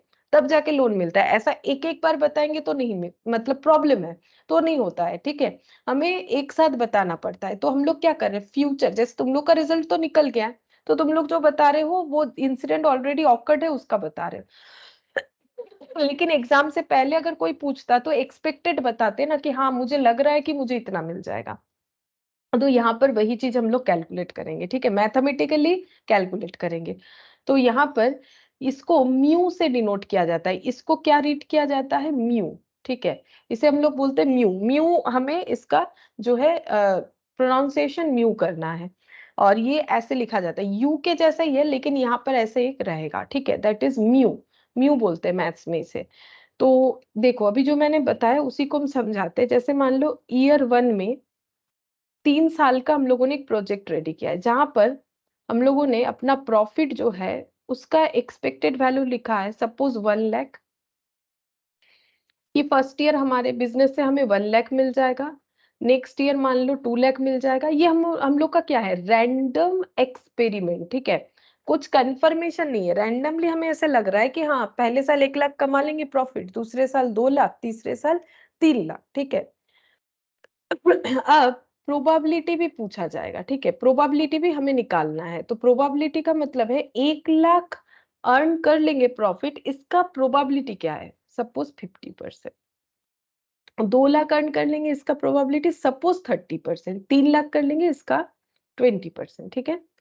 तो एक्सपेक्टेड वैल्यू क्या हो गया, P इंटू एक्स से निकाला जाता है, जिसको हम लोग बोलते हैं म्यू, ठीक है। P इंटू एक्स मतलब प्रोबेबिलिटी इंटू प्रॉफिट, प्रॉफिट को एक्स बोलेंगे, प्रोबेबिलिटी को यहाँ P से डिनोट किया जाता है। अब इसका मल्टीप्लीकेशन करना है फॉर्मूले के हिसाब से, तो 1 लाख इंटू 50%, ये हो गया 50,000, ये हो जाएगा 60,000, ये भी हो गया 60,000। तो ये कितना निकल के आ गया, एक मिनट, मैंने शायद 60,000 गलत लिख दिया था। तो 60 और 60 1,20,000 और 50 1,70,000, ठीक है। ये क्या हो गया, 1,70,000 हो गया एवरेज वैल्यू ऑफ एक्स। मतलब 3 साल का प्रॉफिट ऐसे नहीं बता के हम लोग 3 साल में एवरेज इतना कमा सकते हैं, मतलब पर ईयर हम लोग इतना करके कमाएंगे। मतलब एक बार 1 लाख बोलेंगे, एक बार 2 लाख, एक बार 3 लाख, ऐसे ना बोल के हम लोग ये बोलेंगे कि हम लोग पर ईयर 1,70,000 जो है प्रॉफिट कमा सकते हैं, ठीक है। ये हम लोग अपना एक एक्सपेक्टेड वैल्यू, रैंडम वेरिएबल्स ये हो गए, ठीक है, ये रैंडम वेरिएबल्स हो गए, ये वैरी कर रहा है, ठीक है। ये उसका ये हो गया उसका प्रोबेबिलिटी, ठीक है। ये वेरिएबल मिलने का मतलब अभी ये क्या वेरिएबल है, ये प्रॉफिट है। ये प्रॉफिट अर्न करने का प्रोबेबिलिटी इतना, ये प्रॉफिट अर्न करने का इतना, ये प्रॉफिट अर्न करने का इतना, ठीक है। जैसे तुम लोग बोल रहे हो कि मुझे अकाउंट्स में 90% मिल जाए, मुझे 90 मिल जाए, इसका चांसेस है मान लो 100%, ठीक है, मतलब 90 ही मिलेगा, ठीक है। अगर बोल रहे हो कि 80% चांसेस है, तो फिर इसके साथ एक्सपेक्टेड वैल्यू मल्टीप्लाई हो जाएगा। अब एक्सपेक्टेड वैल्यू कैसे निकालेंगे, ऐसे करके मल्टीप्लाई करके, जिसको हम लोग क्या बोलते हैं, म्यू। और इससे हमें क्या मिल गया, इससे हमें मिल गया हम लोग का average value of our profit, ठीक है। क्या हो सकता है, तो पूरे 3 साल के प्रॉफिट को एक ही वैल्यू से हम लोगों ने रिप्रेजेंट किया, और उसके लिए यूज किया हम लोगों ने random variables, that is profit, उससे उसका चांसेस दैट इज प्रोबेबिलिटी, ठीक है। ये देखो, ये वाला। अच्छा हाँ, म्यू को और कैसे डिनोट कर सकते हैं, म्यू को हम लोग इस तरीके से डिनोट कर सकते हैं, एक्सपेक्टेड, इसको हम लोग ऐसे भी लिख सकते हैं, ई of x. E of x का मतलब होता है एक्सपेक्टेड वैल्यू ऑफ वेरिएबल्स, ये एक्स है ना, एक्सपेक्टेड वैल्यू ऑफ वेरिएबल्स। और एक तरीके से डिनोट कर सकते हैं एक्स इंटू पी, ठीक है। ये एक्स इंटू पी किया, फिर उसका समेशन, ये वाला, ठीक है, ये वाला। ये तो म्यू आया ना, ये वाला। तो ये देखो P इंटू एक्स। अब P1 x1 लिखा है, अगर वेरिएबल ज्यादा हो तो हम लोग उसको P1 x1 कर सकते हैं, अदरवाइज P1 x1 नहीं भी लिखोगे तो भी क्वेश्चन होगा, कोई जरूरत नहीं है, ठीक है। अच्छा, अब हम लोगों का देखते हैं इससे रिलेटेड कैसा क्वेश्चन होता है। तो सबसे पहला हम लोग यहाँ पर देखेंगे 2.9 वाला, 2.7 2.9, ये देखो बहुत ही आसान होता है ये क्वेश्चन। ये देखो यहाँ पर क्या दिया हुआ है, इन ए बिजनेस वेंचर, एक बिजनेस वेंचर है, a man can make a profit of 50,000 और इनकर ए लॉस ऑफ 20,000। एक पर्सन है जिनका बिजनेस वेंचर है, जिसमें वो या तो 50,000 प्रॉफिट कमा सकते हैं या फिर 20,000 लॉस हो सकता है उनका। प्रोबेबिलिटी ऑफ मेकिंग प्रॉफिट और इनकरिंग लॉस, अब प्रॉफिट होने का चांसेस क्या है, लॉस होने का चांसेस क्या है, फ्रॉम द पास्ट एक्सपीरियंस। वो कैसे बता रहे, क्योंकि उनके पास अपना पास्ट एक्सपीरियंस है। जैसे तुम लोग कैसे बता सकते हो कि तुम्हें अकाउंट्स में क्या मिलेगा या फिर लॉ में क्या मिलेगा, बिकॉज तुम लोगों ने इसके पहले भी एग्जाम दिया है। तो एग्जाम दे के एक जो मतलब समझ में आता है ना अपने आप को कि हाँ कितना सही दिए है कितना गलत है, ऐसा थोड़ी है कि फर्स्ट टाइम दे रहे हो सकता है सब्जेक्ट्स अलग हो, लेकिन हाँ एक एग्जाम देने का तो एक्सपीरियंस है। वैसे ही इनको बिजनेस करने का एक्सपीरियंस है, तो ये बोल रहे हैं कि 50,000 प्रॉफिट हो सकता है, इसका चांसेस है 0.75 मतलब 75%, और लॉस होने का चांसेस है 0.25। What is his expected profit, हमें ना ऐसे ही क्वेश्चन में पूछेगा, जब एक्सपेक्टेड दिया हुआ रहेगा मतलब हमें म्यू निकालने के लिए बोल रहा है। What is his expected profit, इनका एक्सपेक्टेड प्रॉफिट कितना है, तो देखो कैसे होगा।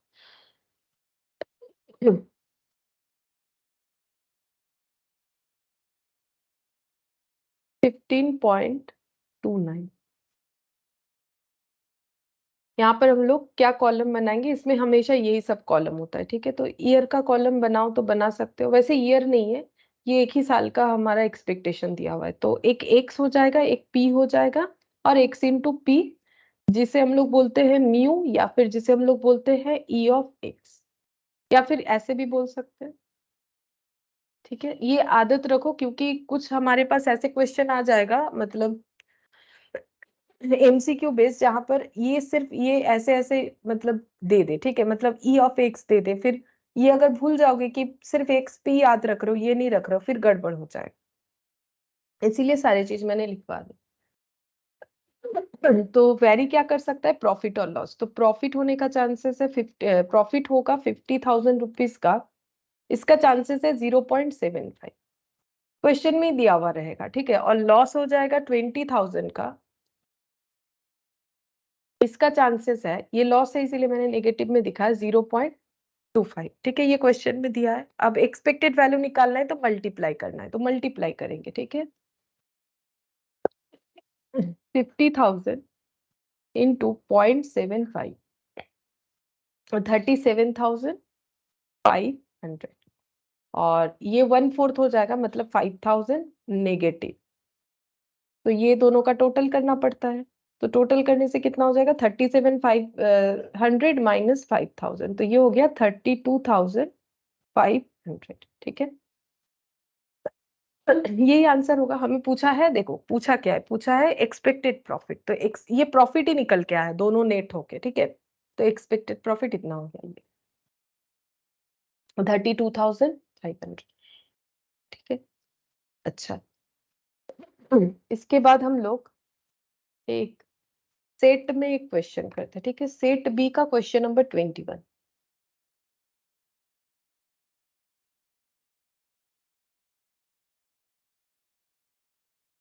सेट बी का question number 20।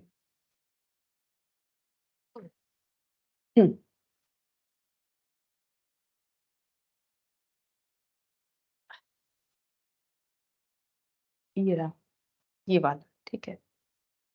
Set B question number 21, देखो इसमें क्या बोला है, बोल रहा है if a random variable x, ठीक है। रैंडम वेरिएबल को यहाँ पर हमेशा एक्स से डिनोट करेंगे, एज्यूम द वैल्यूज 0 1 2, ठीक है, मतलब एक्स का 3 एज्यूम्ड वैल्यू है, ठीक है। जैसे ये प्रॉफिट भी तो हमारा एज्यूम्ड था कि हम लोग 1 लाख कमा सकते हैं, 2 लाख, 3 लाख, तो रैंडम वेरिएबल हमेशा एज्यूम्ड होता है, एज्यूम्ड वैल्यू दिया हुआ है 0 1 2, क्वेश्चन बता रहा है, ठीक है। आगे पढ़ो, विथ प्रोबेबिलिटीज। अच्छा, अब वैल्यू 0 होने का प्रोबेबिलिटी 0.30, 1 होने का 0.5, और 2 होने का 0.2, तो प्रोबेबिलिटी मतलब पी लिखो। पहला 0.30, 0.50, और लास्ट वाला कितना था, 0.20, ठीक है।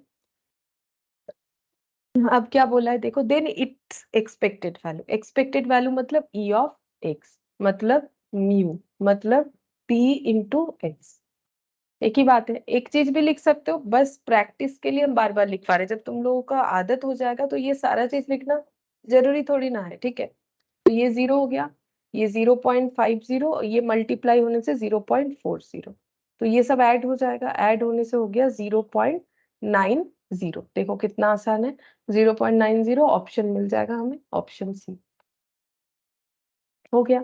तो जैसे कि मैंने बोला था, एक्सपेक्टेड वैल्यूज का क्वेश्चन बहुत ही आसान है। अच्छा, अब हम लोग करेंगे एक्सरसाइज का 15.31, अब फिर से थोड़ा सा यहाँ पर जाना पड़ेगा।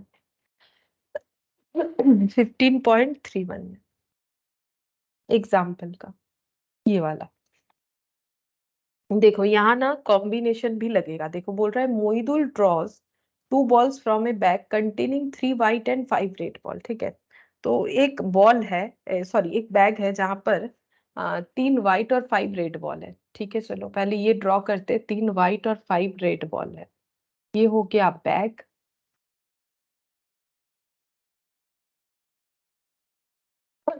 3 व्हाइट बॉल है और 5 रेड बॉल है, ऐसा क्वेश्चन हमें बता रहा है। देखो, Moidul draws 2 balls from a bag containing 3 white 5 red ball, यहाँ से 2 बॉल ड्रॉ करना है, ठीक है, यहाँ से ड्रॉ करना है 2 बॉल। आगे देखते हैं। he gets 500 if he draws a white ball and 200 if he draws a red ball। अच्छा, अगर वो एक व्हाइट बॉल निकाल ले, अगर ड्रॉ हुआ रैंडमली और एक व्हाइट बॉल निकल के आ गया, तो गिफ्ट के तौर पे मतलब मिल रहा है पैसा, ठीक है, बोल रहा है कि 500 रुपए मिल जाएंगे, ठीक है। अगर 5 बोल रहे, एक व्हाइट बॉल निकाल लिया तो 500 रुपए मिलेंगे, और एंड 200 इफ रेड बॉल। अच्छा, और अगर रेड बॉल निकल के आता है, रेड बॉल निकल के आता है तो मिल जाता है 200 रुपीज, ठीक है, निकालना है 2 बॉल। अच्छा, तो अगर व्हाइट निकल के आता है तो 500, अगर रेड निकल के आता है तो 200 रुपए। अब बात ये है कि 2 बॉल क्या निकल के आएगा वो तो हमें नहीं पता, मतलब दोनों का दोनों बॉल व्हाइट हो सकता है, दोनों का दोनों बॉल रेड हो सकता है, एक रेड एक व्हाइट हो सकता है, ठीक है। ये 3 सिचुएशन हमारा ऑकर होगा। अगर दोनों व्हाइट आएगा तो इन्हें 1000 रुपए मिल जाएंगे, ठीक है, 500 करके। दोनों रेड आया तो 400 मिल जाएंगे, और एक रेड एक व्हाइट आया तो 700 मिल जाएंगे, ठीक है। ये क्या है? ये है रैंडम वेरिएबल्स कि इतना इतना मिल सकता है, जैसे कि प्रॉफिट इतना इतना अर्न हो सकता है, वैसे ही इतना इतना इतना एज अ गिफ्ट मिल सकता है। अब डिपेंड करता है कि क्या निकल के आता है ड्रॉ करने पे, ठीक है। अच्छा, अब देखते हैं आगे क्या बोला है, क्या क्वेश्चन में फिर बोल रहा है व्हाट इज हिज एक्सपेक्टेशन, मतलब वही एक्सपेक्टेड वैल्यू, इनका एक्सपेक्टेशन क्या है। तो एक्सपेक्टेड वैल्यू निकालने के लिए हमें एक्स चाहिए, पी चाहिए, ठीक है। एक्स मतलब रैंडम वेरिएबल, पी का मतलब उसका चांसेस या प्रोबेबिलिटी।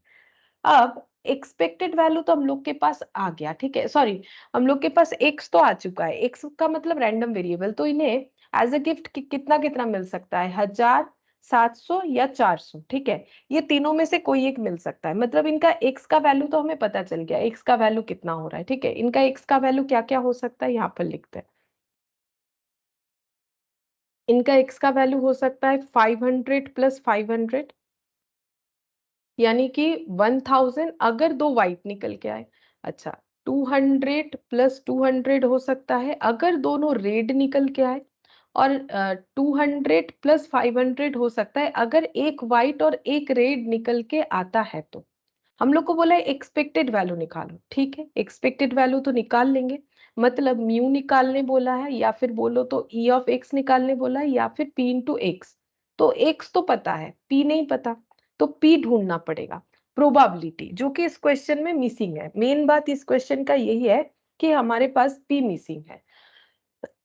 तो पी कैसे निकालेंगे? तो पी मतलब प्रोबेबिलिटी, प्रोबेबिलिटी निकालना पड़ेगा कि दोनों बॉल व्हाइट आ जाए, दोनों बॉल रेड आ जाए, एक व्हाइट और एक रेड आ जाए, इसका प्रोबेबिलिटी क्या है। तो कैसे निकालेंगे? ऐसे। तो पहला केस क्या हो जाएगा, बोथ व्हाइट, ठीक है, दोनों बॉल व्हाइट आ जाए, इसका प्रोबेबिलिटी कैसे निकालेंगे। तो प्रोबेबिलिटी कैसे निकलता है, फेवरेबल केस डिवाइडेड बाय क्या हो जाएगा, क्लासिकल डेफिनेशन याद करो, number of favourable event divided by total number of event, ठीक है। तो टोटल नंबर ऑफ इवेंट क्या होगा, टोटल कितने बॉल निकल के आएंगे, टोटल 2 बॉल निकल के आएंगे, कितने में से, 8 में से, ठीक है। अब 8 में से कौन सा 2 बॉल निकल के आएगा, क्योंकि आइडेंटिकल है ना, सब एक ही जैसा देखने में, ये 3 एक जैसा, ये 5 एक जैसा। तो हमें क्या करना पड़ेगा, कॉम्बिनेशन करना पड़ेगा। तो कॉम्बिनेशन में क्या होगा, 8C2, ठीक है, 8 में से 2 बॉल हमें ड्रॉ करना है। अगर दोनों ही व्हाइट आ जाए तो फेवरेबल केस कब होगा, जो तीनों में से ही हमारा, तीनों में से कोई भी 2 निकल के आएगा, तो 3C2, ये क्या निकल रहा है, प्रोबेबिलिटी निकल रहा है। अब इसका कैलकुलेशन करेंगे, ठीक है। तो कैलकुलेशन करते कितना आंसर निकलता है देखते हैं। अब कॉम्बिनेशन आई होप कि तुम लोग को याद है, क्या करना पड़ेगा, नीचे 2 into 1 लगा दो, ऊपर उतने ही सारे फैक्टर जितने नीचे हुए हैं, ठीक है। तो ये हो गया, सॉरी 3 into 2 होगा। अच्छा, अब यहाँ पर 2 into 1, 8 into 7, ठीक है।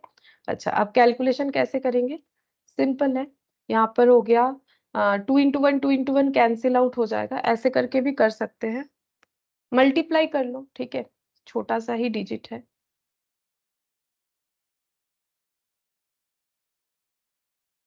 6/56, ठीक है, ये पहला प्रोबेबिलिटी निकल गया, तो यहाँ पर लिखेंगे 6/56, ठीक है। अब इसके साथ इसको करना होता है मल्टीप्लाई, चलो मल्टीप्लाई कर लेते हैं। 1000 इंटू 6 डिवाइडेड बाई 56, तो ये पॉइंट में आ जा रहा है। अच्छा, तो इसको हम क्या करें, पॉइंट में आ रहा है, इसको हम पॉइंट में रखें। हाँ चलो पॉइंट में रख देते, कोई बात नहीं। 107.14, 107.14 हो गया, ठीक है। अब हम लोग ये वाला निकालेंगे। अगर दो हम लोगों का रेड बॉल निकल के आता है, केस 2, बोथ रेड, तो क्या प्रोबेबिलिटी होगा? फिर से वही टोटल नंबर ऑफ इवेंट, वो तो 8C2 ही रहेगा, और number of favourable cases. Favourable cases होगा अगर हमारा दोनों का दोनों रेड निकलता है। वो कब पॉसिबल? अगर ये 5 में से 2 हम लोग ड्रॉ कर पाते हैं, तो 5C2, ठीक है। अब इसका कैलकुलेशन करेंगे।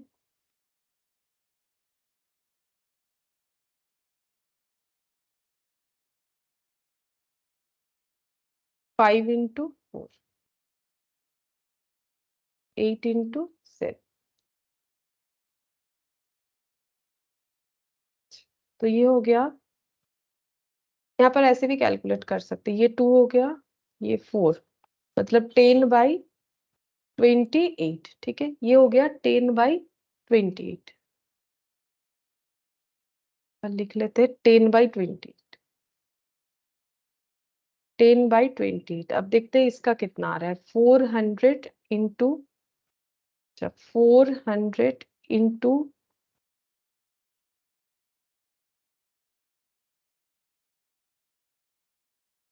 ये कुछ इतना आ रहा है 142.857।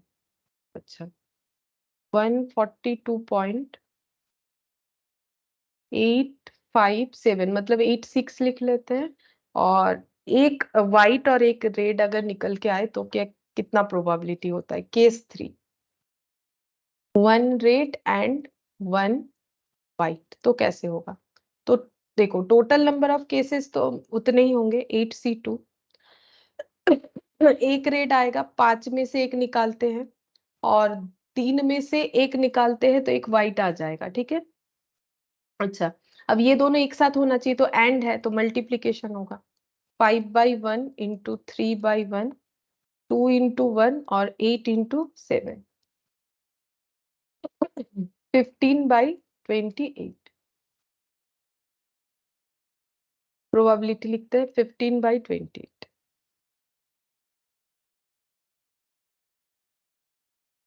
1, अच्छा 15/28 इंटू 700, 375 आ रहा है, ठीक है। अच्छा 375 लिख लेते हैं। अब ये सब का टोटल करना पड़ेगा। 375 प्लस 142.86 प्लस 107.14, 625, ठीक है। ये एक्सपेक्टेड वैल्यू निकल के आ गया, पहला answer expected. What is his expectation? एक बार चेक करो, देखो 625, ठीक है। अब यहाँ ना एक और भी क्वेश्चन पूछा था, देखो क्या पूछा था। If he is asked to pay 400 for participating in the game, ये समझ में तो आ रहा है तुम लोग को, एक गेम है कि हाँ ये बॉल निकाल ली तो इतना पैसा मिलेगा, वो निकाल ले तो इतना मिलेगा। तो बोल रहा है कि इस गेम में अगर पार्टिसिपेट करना है, पहले 400 रुपए देने पड़ेंगे, ठीक है। पहले 400 रुपए देने पड़ेंगे, तब जाके पार्टिसिपेट कर पाओगे। Would he consider it a fair game and participate, क्या उन्हें इस गेम में पार्टिसिपेशन करना चाहिए या नहीं करना चाहिए? तो देखो, चाहे कुछ भी हो उनका, देखो जैसे हम लोग क्या बता रहे, हम लोग ये बता रहे कि हमें 1,70,000 का एटलीस्ट जो है एवरेज प्रॉफिट हो ही जाएगा, ठीक है। वैसे हम लोग बोल सकते हैं कि हमें 625 का एवरेज जो है एक्सपेक्टेशन है कि इतना हमें पैसा एज अ गिफ्ट मिल ही जाएगा। तो अगर 400 रुपए हमें देने पड़ेंगे पार्टिसिपेट करने के लिए, तो ऑब्वियसली हमें पार्टिसिपेट करना चाहिए, क्योंकि उससे ज्यादा ही रिटर्न मिलने वाला है हमें, ठीक है। तो देखो इसका आंसर कैसे लिखा है। तुम लोग को तो लिखना नहीं होगा, वहां पर ऑप्शन में टिक करना होगा। तो वैसे लिखा कैसे है, देखो therefore the game is fair and he would participate, ठीक है। तो यहाँ पर हम अपने हिसाब से लिख देते, यस ही शुड पार्टिसिपेट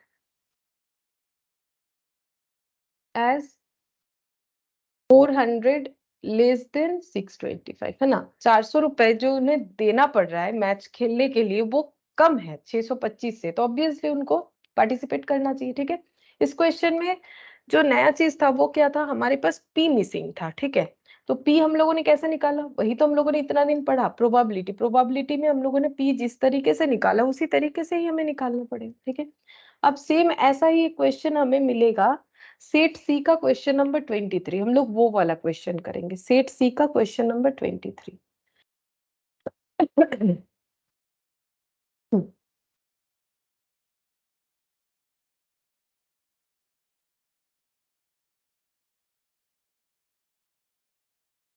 ये देखो, ये वाला सेट सी का question number 23। A bag contains 6 white, 4 red ball. ठीक है, if a person draws 2 balls and receive 10 and 20 for a white and red ball respectively, then his expected amount, उनका expected amount मतलब average इनको कितना मिल सकता है, वो कितना एक्सपेक्ट कर सकते हैं। ठीक है, तो कैसे होगा देखो, यहाँ पर सेट सी लिख लेते हैं। तुम लोग भी लिखो, क्योंकि हम तो इधर उधर से करवा रहे हैं ना, ताकि फिर तुम लोग को बाद में नहीं पता चलेगा कि कौन सा क्वेश्चन कहाँ से किया गया है। अच्छा, तो हम लोग का यहाँ पर सबसे पहले x लिख लेते हैं, p e ऑफ x। ये मैंने पहले क्यों लिख लिया, क्योंकि देखो क्वेश्चन जब भी हम लोगों ने पढ़ा तो हम लोग को ये पता चल गया कि एक्सपेक्टेड वैल्यू पूछ रहा है, मतलब हमें ये 3 कॉलम का जरूरत होगा। अब रैंडम वेरिएबल क्या है, क्वेश्चन क्या बोला है, एक बैग में 6 व्हाइट और 4 रेड बॉल है, 2 बॉल अगर ड्रॉ करते हैं तो उन्हें 10 रुपए मिलता है, and 20 for a white and red ball. अच्छा, इसका मतलब ये हो गया कि अगर इफ ए पर्सन ड्रॉस 2 बॉल्स, अगर 2 बॉल निकालते हैं and receives 10 and 20 for a white ball. अच्छा, ये 10 जो है ना ये रेड के लिए है, ये थोड़ा सा मिस प्रिंट है, और 20 फॉर व्हाइट बॉल। ठीक है, व्हाइट बॉल के लिए 20 है। अच्छा, तो ये 10 जो है ना, to receives ₹10 for red ball होगा, फॉर रेड। ठीक है, for a white and red ball. अच्छा, 10 and 20 for a white and red ball. अच्छा, मैंने गलत रीड किया, सॉरी। ये देखो यहाँ पर दिया हुआ है कि 10 एंड 20 फॉर व्हाइट, व्हाइट ये व्हाइट के लिए और ये रेड के लिए। ठीक है, फिर देखो सेम ही क्वेश्चन है, तो इसका मतलब अगर 2 बॉल निकाल रहे हैं तो हो सकता है उनका 2 व्हाइट बॉल आ जाए, उनका 2 बॉल आ जाए, या फिर एक व्हाइट और एक रेड आ जाए, ये सब हो सकता है। ठीक है, तो 10 जो है ये रेड व्हाइट बॉल के लिए। ठीक है, ये व्हाइट बॉल के लिए, तो ये 20 हो गया, ये 40 रेड बॉल के लिए, और ये 20 जो है, अच्छा ये एक 20 और एक 20 होगा, ये तो 30 हो जाएगा, है ना। तो प्रोबेबिलिटी नहीं है क्वेश्चन में गिवन, प्रोबेबिलिटी निकालेंगे, तो चलो प्रोबेबिलिटी जैसे अभी थोड़ी देर पहले निकाला था वैसे ही निकालेंगे। ठीक है, प्रोबेबिलिटी पहले case 1, both white, both white. ठीक है, कैसे निकलेगा, number of events, total number of events, total 10 ball है, 10 में से हमें हमेशा 2 ही निकालना है, चाहे केस 1 हो जाए चाहे केस 2। ठीक है, मतलब बोथ रेड हो, या फिर केस 3 यानी कि 1 रेड 1 वाइट हो। सारे सिचुएशंस में टोटल नंबर ऑफ इवेंट तो हमारा इतना ही रहेगा। ठीक है, फेवरेबल बोथ वाइट, तो बोथ वाइट मतलब total number of white ball से वाइट ड्रॉ करेंगे, 6 वाइट बॉल है तो 6C2। बोथ रेड तो 4C2, क्योंकि टोटल 4 रेड बॉल है, 4 में से कोई भी 2 निकल के आ जाए, और एक रेड एक वाइट मतलब 4C2, 6 sorry 4C1 not 2, 4C1 और 6C1 होगा, और दोनों एक साथ होना चाहिए, एंड यानी मल्टीप्लीकेशन। ठीक है, अब इसको मल्टीप्लाई करते, 2 इंटू 1 6 इंटू 5 10 इंटू 9। अच्छा, फिर यहाँ पर भी करेंगे, 2 इंटू 1 4 इंटू 3, 2 इंटू 1 10 इंटू 9, जो हम लोगों ने सीखा हुआ है ऑलरेडी, है ना। 2 इंटू 1 10 इंटू 9, 4/1 6/1। चेक करते हैं कितना निकल के आता है।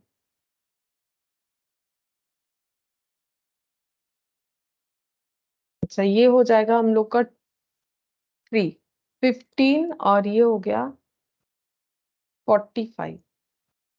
अच्छा, ये भी 2 1 मल्टीप्लाई ये कैंसिल आउट कर देते हैं। ठीक है, ये हो गया 12/90। अच्छा, यहाँ पर 24 और ये हो जाएगा 2/90।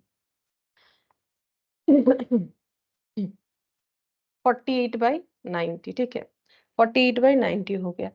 तो पहला आया मेरा 15/45, 12/90 और ये हो गया 48/90, ठीक है। चलो अब हम लोग यहाँ पर लिख लेते हैं। पहला आ रहा है 15/45, 15/45, फिर 12/90 और 48/90। 48/90। अब हम लोग मल्टीप्लीकेशन करें। 20 इंटू 15 डिवाइडेड बाई 45।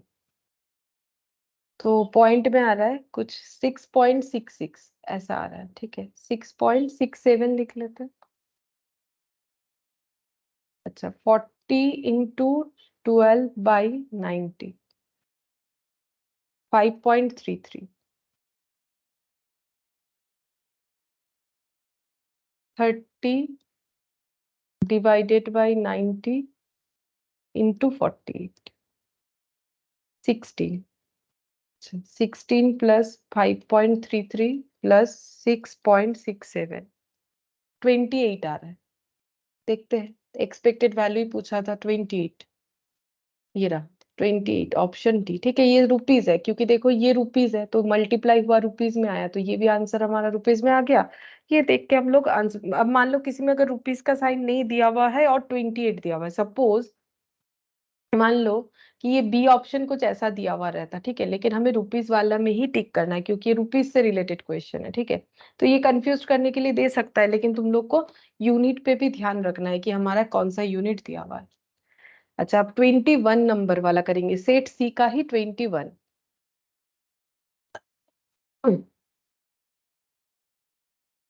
ये रहा क्वेश्चन नंबर 21।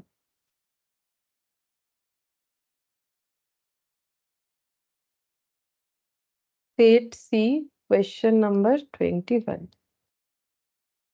अच्छा देखो क्या बोल रहा है, packet of 10 electronic component is known to include 3 defective, ठीक है। हमें पहले से ही बोल रहा है कि पता है कि उसमें 3 डिफेक्टिव है, मतलब 7 नॉन डिफेक्टिव है। ऐसा क्वेश्चन हम लोगों ने बहुत सारा किया हुआ है कॉम्बिनेशन और परमुटेशन में।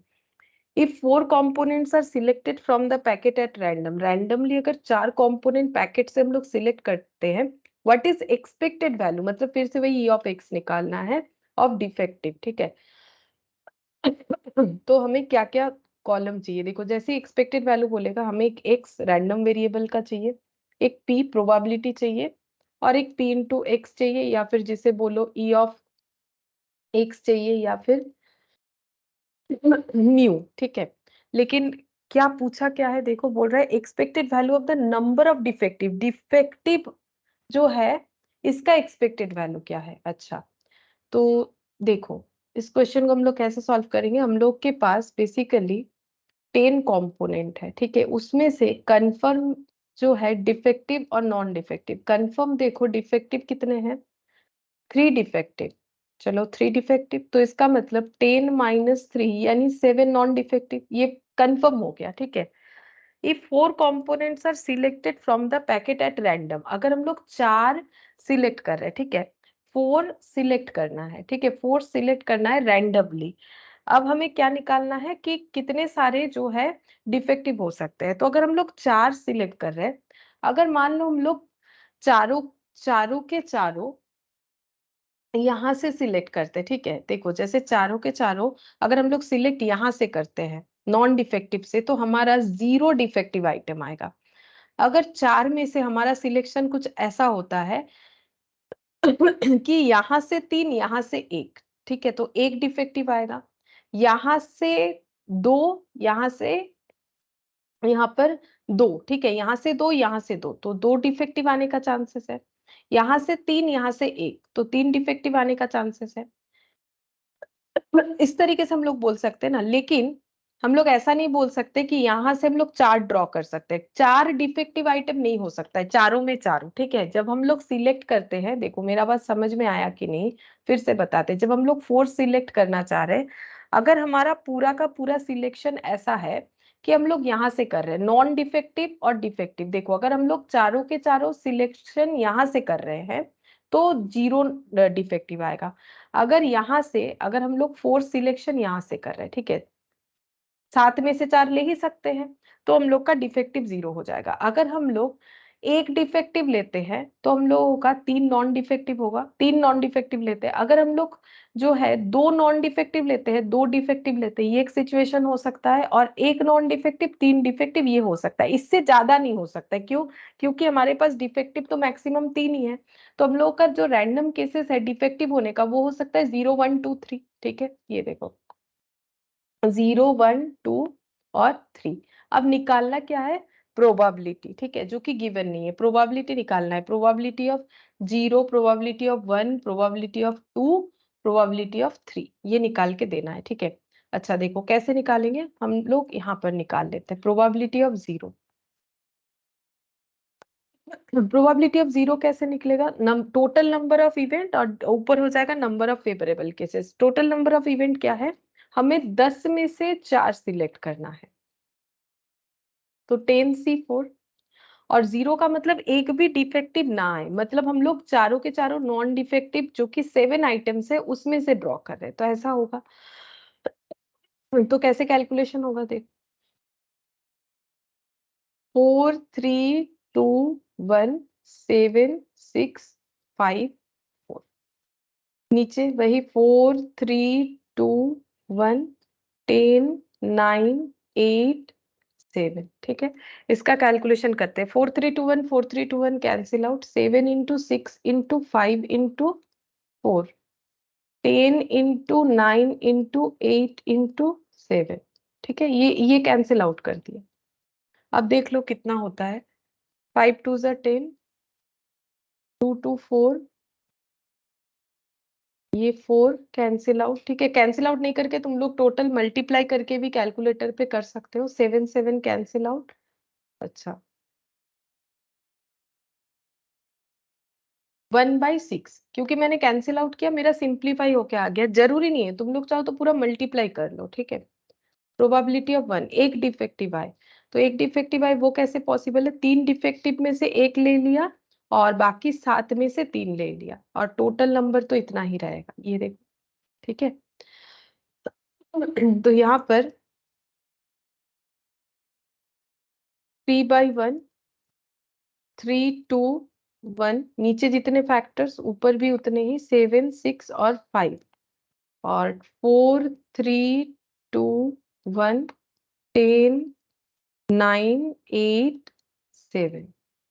अच्छा, ये कैलकुलेट करने पे कितना आ जाएगा? यहाँ से हम लोग का 3 2 1, और ये मल्टीप्लाई कर लेते, चलो जल्दी होगा, नहीं तो इतना सारा कैलकुलेशन। 3 इंटू 7, 3 3 कैंसिल आउट कर देते, 2 से ये भी कैंसिल आउट हो जाएगा। अच्छा ठीक है, ये जल्दी हो रहा है। 5 इंटू 3, 7 इंटू 3 इंटू 5, और ये नीचे देख लेते हैं। 4 2 8, 2 2 कैंसिल, 3 3 ज़ा 9, तो ये हो गया 7 into 8 into 30,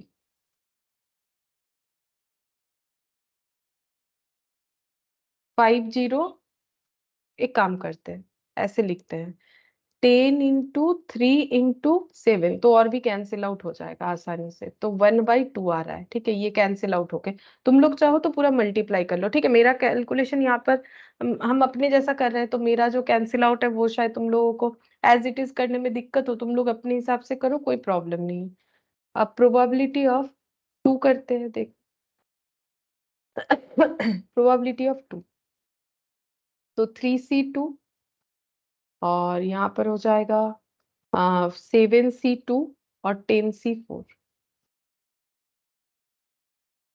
2 into 1, 3 into 2, 7 into 6 और 2 इंटू 1, 4 3 2 1 10 9 8 7।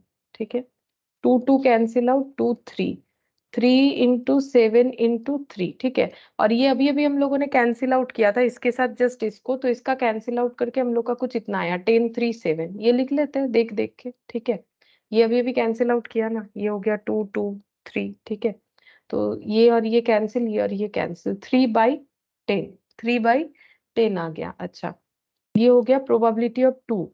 अब हम लोग निकालेंगे यहाँ पर प्रोबेबिलिटी ऑफ 0, 1, 2, 3। 0 हो गया, 1 हो गया, 2 हो गया, अब 3।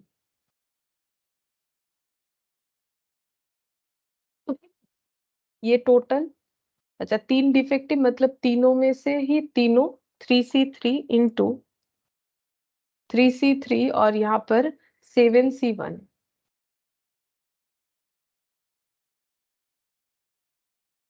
अच्छा 3C3 कितना होगा, 1 हो जाएगा। 7C1 का 7/1, NCN हम लोगों ने पढ़ा हुआ है ना, NCN 4, 3, 2, 1, 10, 9, 8 और 7।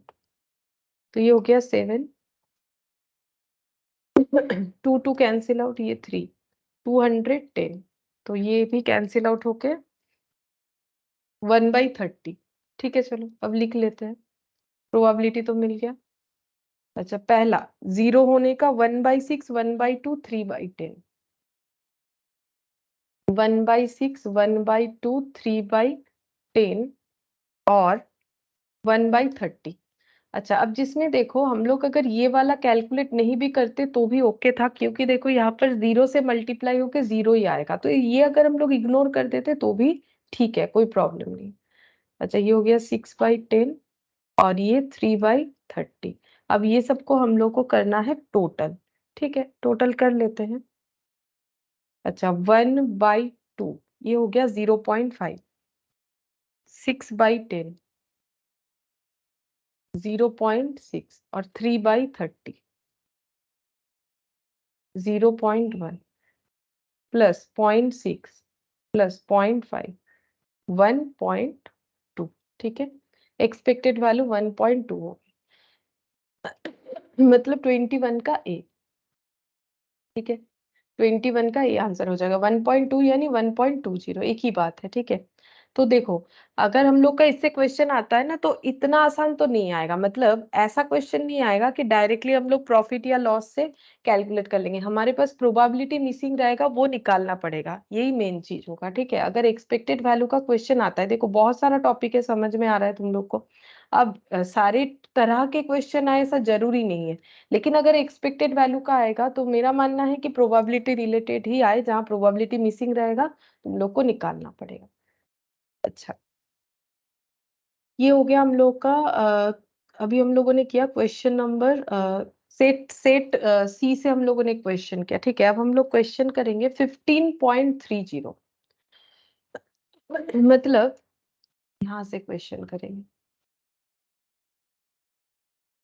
एग्जाम्पल से 15.30।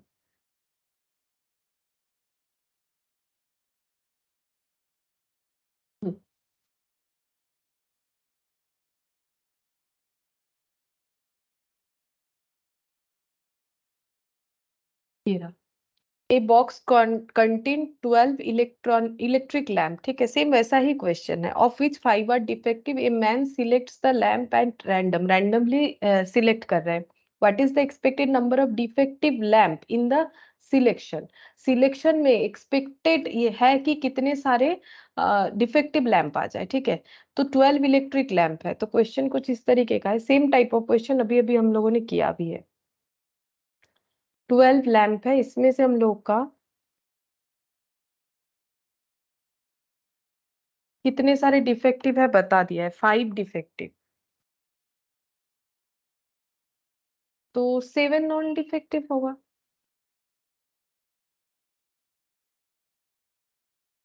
अच्छा, सिलेक्ट कितना सारा करना है, a man select 3 lamp at random, 3 lamp select कर रहे हैं। पूछा है कि डिफेक्टिव लैम्प आए, इसका प्रोबेबिलिटी क्या है। ठीक है, तो डिफेक्टिव भी आ सकता है, नॉन डिफेक्टिव भी आ सकता है। ठीक है, तो ये देखो कैसे निकालेंगे। तो जब हम लोग इसमें से, ये मान लो एक जगह पे ये लैंप है। ठीक है, इसमें से अगर हम लोग को 3 सिलेक्ट करना है, ठीक है 3 सिलेक्ट करना है, तो क्या क्या सिचुएशन हो सकता है। अगर तीनों के तीनों हम लोग यहाँ से सिलेक्ट करते हैं तो क्या हो जाएगा, 0 नंबर ऑफ डिफेक्टिव और तीनों नॉन डिफेक्टिव। ठीक है, और अगर हम लोग ऐसा करते हैं कि यहाँ से यहाँ से एक लेते हैं तो बाकी हम लोग का दो डिफेक्टिव आ जाएगा। यहाँ से अगर दो लेते हैं तो एक डिफेक्टिव आ जाएगा, ठीक है। यहाँ से अगर हम लोग 3 लेते हैं जो कि ऑलरेडी ले चुके हैं तो फिर ये 0 हो जाएगा। तो फिर यही 3 केस हो सकता है, ठीक है। मतलब हम लोगों का 0 1 2, हाँ एक चीज हो सकता है कि हम लोग सारे डिफेक्टिव ले लिए, मतलब सारे यहाँ से सिलेक्ट करें, यहाँ से कुछ नहीं किया, ये भी एक हो सकता है हम लोग का, ठीक है। तो इसका मतलब हम लोग का ये सारा सिचुएशन हो सकता है। तो हम लोग को रैंडम वेरिएबल ये डिफेक्टिव के ऊपर डिपेंड करके कैलकुलेट करना है, ठीक है। अब सिलेक्शन तो टोटल 3 है, इससे ज्यादा तो कुछ सिचुएशन हो नहीं सकता है। अब प्रोबेबिलिटी निकालना पड़ेगा, तो प्रोबेबिलिटी ऑफ 0 निकालेंगे। तो प्रोबेबिलिटी ऑफ 0 कितना हो जाएगा? टोटल 12 लैंप है, 12 में से हमें 3 निकालना है। अगर पहला केस ऑकर होता है कि सारे के सारे नॉन डिफेक्टिव हो तो ये 7 में से ड्रॉ करना पड़ेगा, 7C3। अब इसका कैलकुलेशन देखते हैं कितना होता है। तो ये नीचे आ गया 3 2 1 7 6 और 5, और ये भी 3 2 1 12 11 और 10, ठीक है। अब 3 2 1 कैंसिल हो जाएगा, ठीक है। क्या बचा? 7 6 5 12 11 और 10। तो इसका कितना आंसर आ जाएगा? 6 2 12 5 2 10, मतलब ये हो गया 44 और ये 7 आ रहा है, ठीक है। 7/44 पहला आंसर। अच्छा, प्रोबेबिलिटी ऑफ 1, तो 12C3 ये तो कंफर्म है। अच्छा, 1 कैसे सिचुएशन होगा? अगर हम लोग का एक डिफेक्टिव हो, ये वाला, ठीक है, एक डिफेक्टिव हो तो दो नॉन डिफेक्टिव।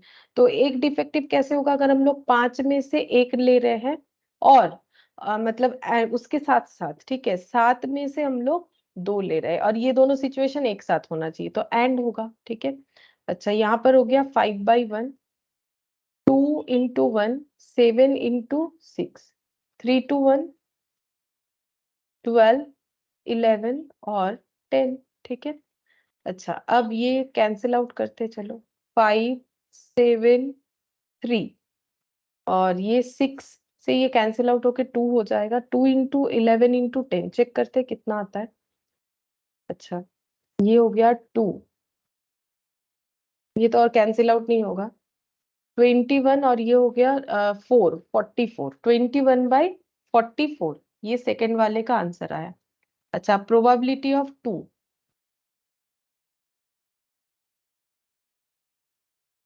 12C3, दो डिफेक्टिव आ जाए, मतलब 5 में से 2, 5C2, और बाकी 7 में से एक। तो 5C2 का 2 × 1, 5 × 4 और 7C1 का 7/1, 3 2 1 12 11 और 10। 5 × 2 × 7, ऊपर इतना बच रहा है और ये 6 से कैंसिल आउट करते हैं। 2 × 11 × 10, चलो 2 2 कैंसिल आउट, ये 2 से कैंसिल आउट, 7/22, ठीक है। और प्रोबेबिलिटी ऑफ 3, 12C3। अच्छा, ये कितना हो जाएगा? तीनों के तीनों डिफेक्टिव हो जाए, मतलब 5 में से 3, 5 4 3 3 2 1, नीचे भी वही 3 2 1 कैंसिल आउट कर लेते हैं, 12 11 और 10। तो 5 4 3 12 11 और 10, T3 कैंसिल आउट, 1/22। अब हम लोग इसको यहाँ पर लिखेंगे। अच्छा, इसका अभी तक मैंने पूरा नहीं बनाया, चलो।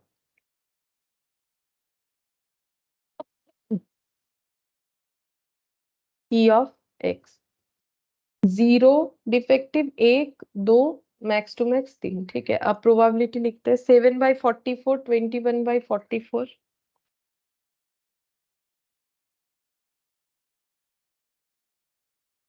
7/22, 1/22। मल्टीप्लाई करेंगे, जैसे कि ये वाला नहीं भी करते तो भी चलता। 21/44, ये हो जाता है 14/22 और ये हो गया 3/22, ठीक है। अच्छा अब चेक करते हैं कितना होगा। 21/44 ये आ रहा है 0.477। अच्छा इसके बाद 14/22 0.636। 3/22 0.136। मैम आंसर 1.25 आ रहा है। 1.25।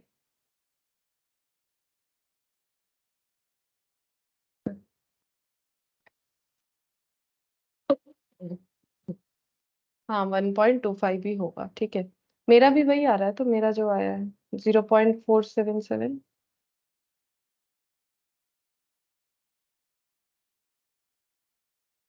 1.249 है, ठीक है। तो 249 तो अप्रोक्स करके इसको 1.25 कर सकते हैं हम लोग, ठीक है। वो इसीलिए आ रहा है अप्रोक्सीमेशन, समझ में आ रहा होगा पॉइंट के, ये सॉरी ये फ्रैक्शन की वजह से आ रहा है, ठीक है। अच्छा और अच्छा ये वाला तो हो गया, चलो। अब ऐसा ही एक सेम क्वेश्चन है, अब कुछ थोड़ा सा होमवर्क दे देते हैं, ठीक है। ये काफी आसान है ये वाला टॉपिक। तो ये 15.27 ये तो किया हुआ ही है, ठीक है। हम थोड़ा सा होमवर्क लिखते हैं, तुम लोग अपना प्रैक्टिस करना। एक तो 15.27 ये कर सकते हो, ठीक है। और जो अनसॉल्व में से दे रहा है सेट सी का question number 20, same type of question है। और नहीं, अच्छा सेट सी का क्वेश्चन नंबर 20 नहीं कर पाओगे क्योंकि उसमें ना थोड़ा सा एसडी बताना पड़ेगा मुझे। चलो यहाँ पर, अच्छा इसके आगे सारे ही एसडी रिलेटेड क्वेश्चन, ठीक है कोई बात नहीं।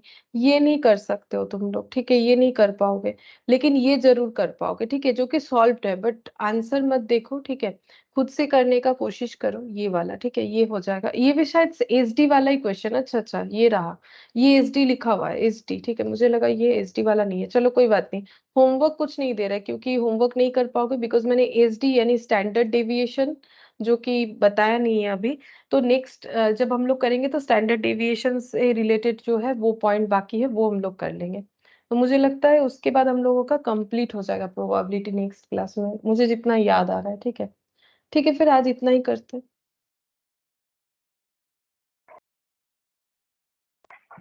Thank you ma'am.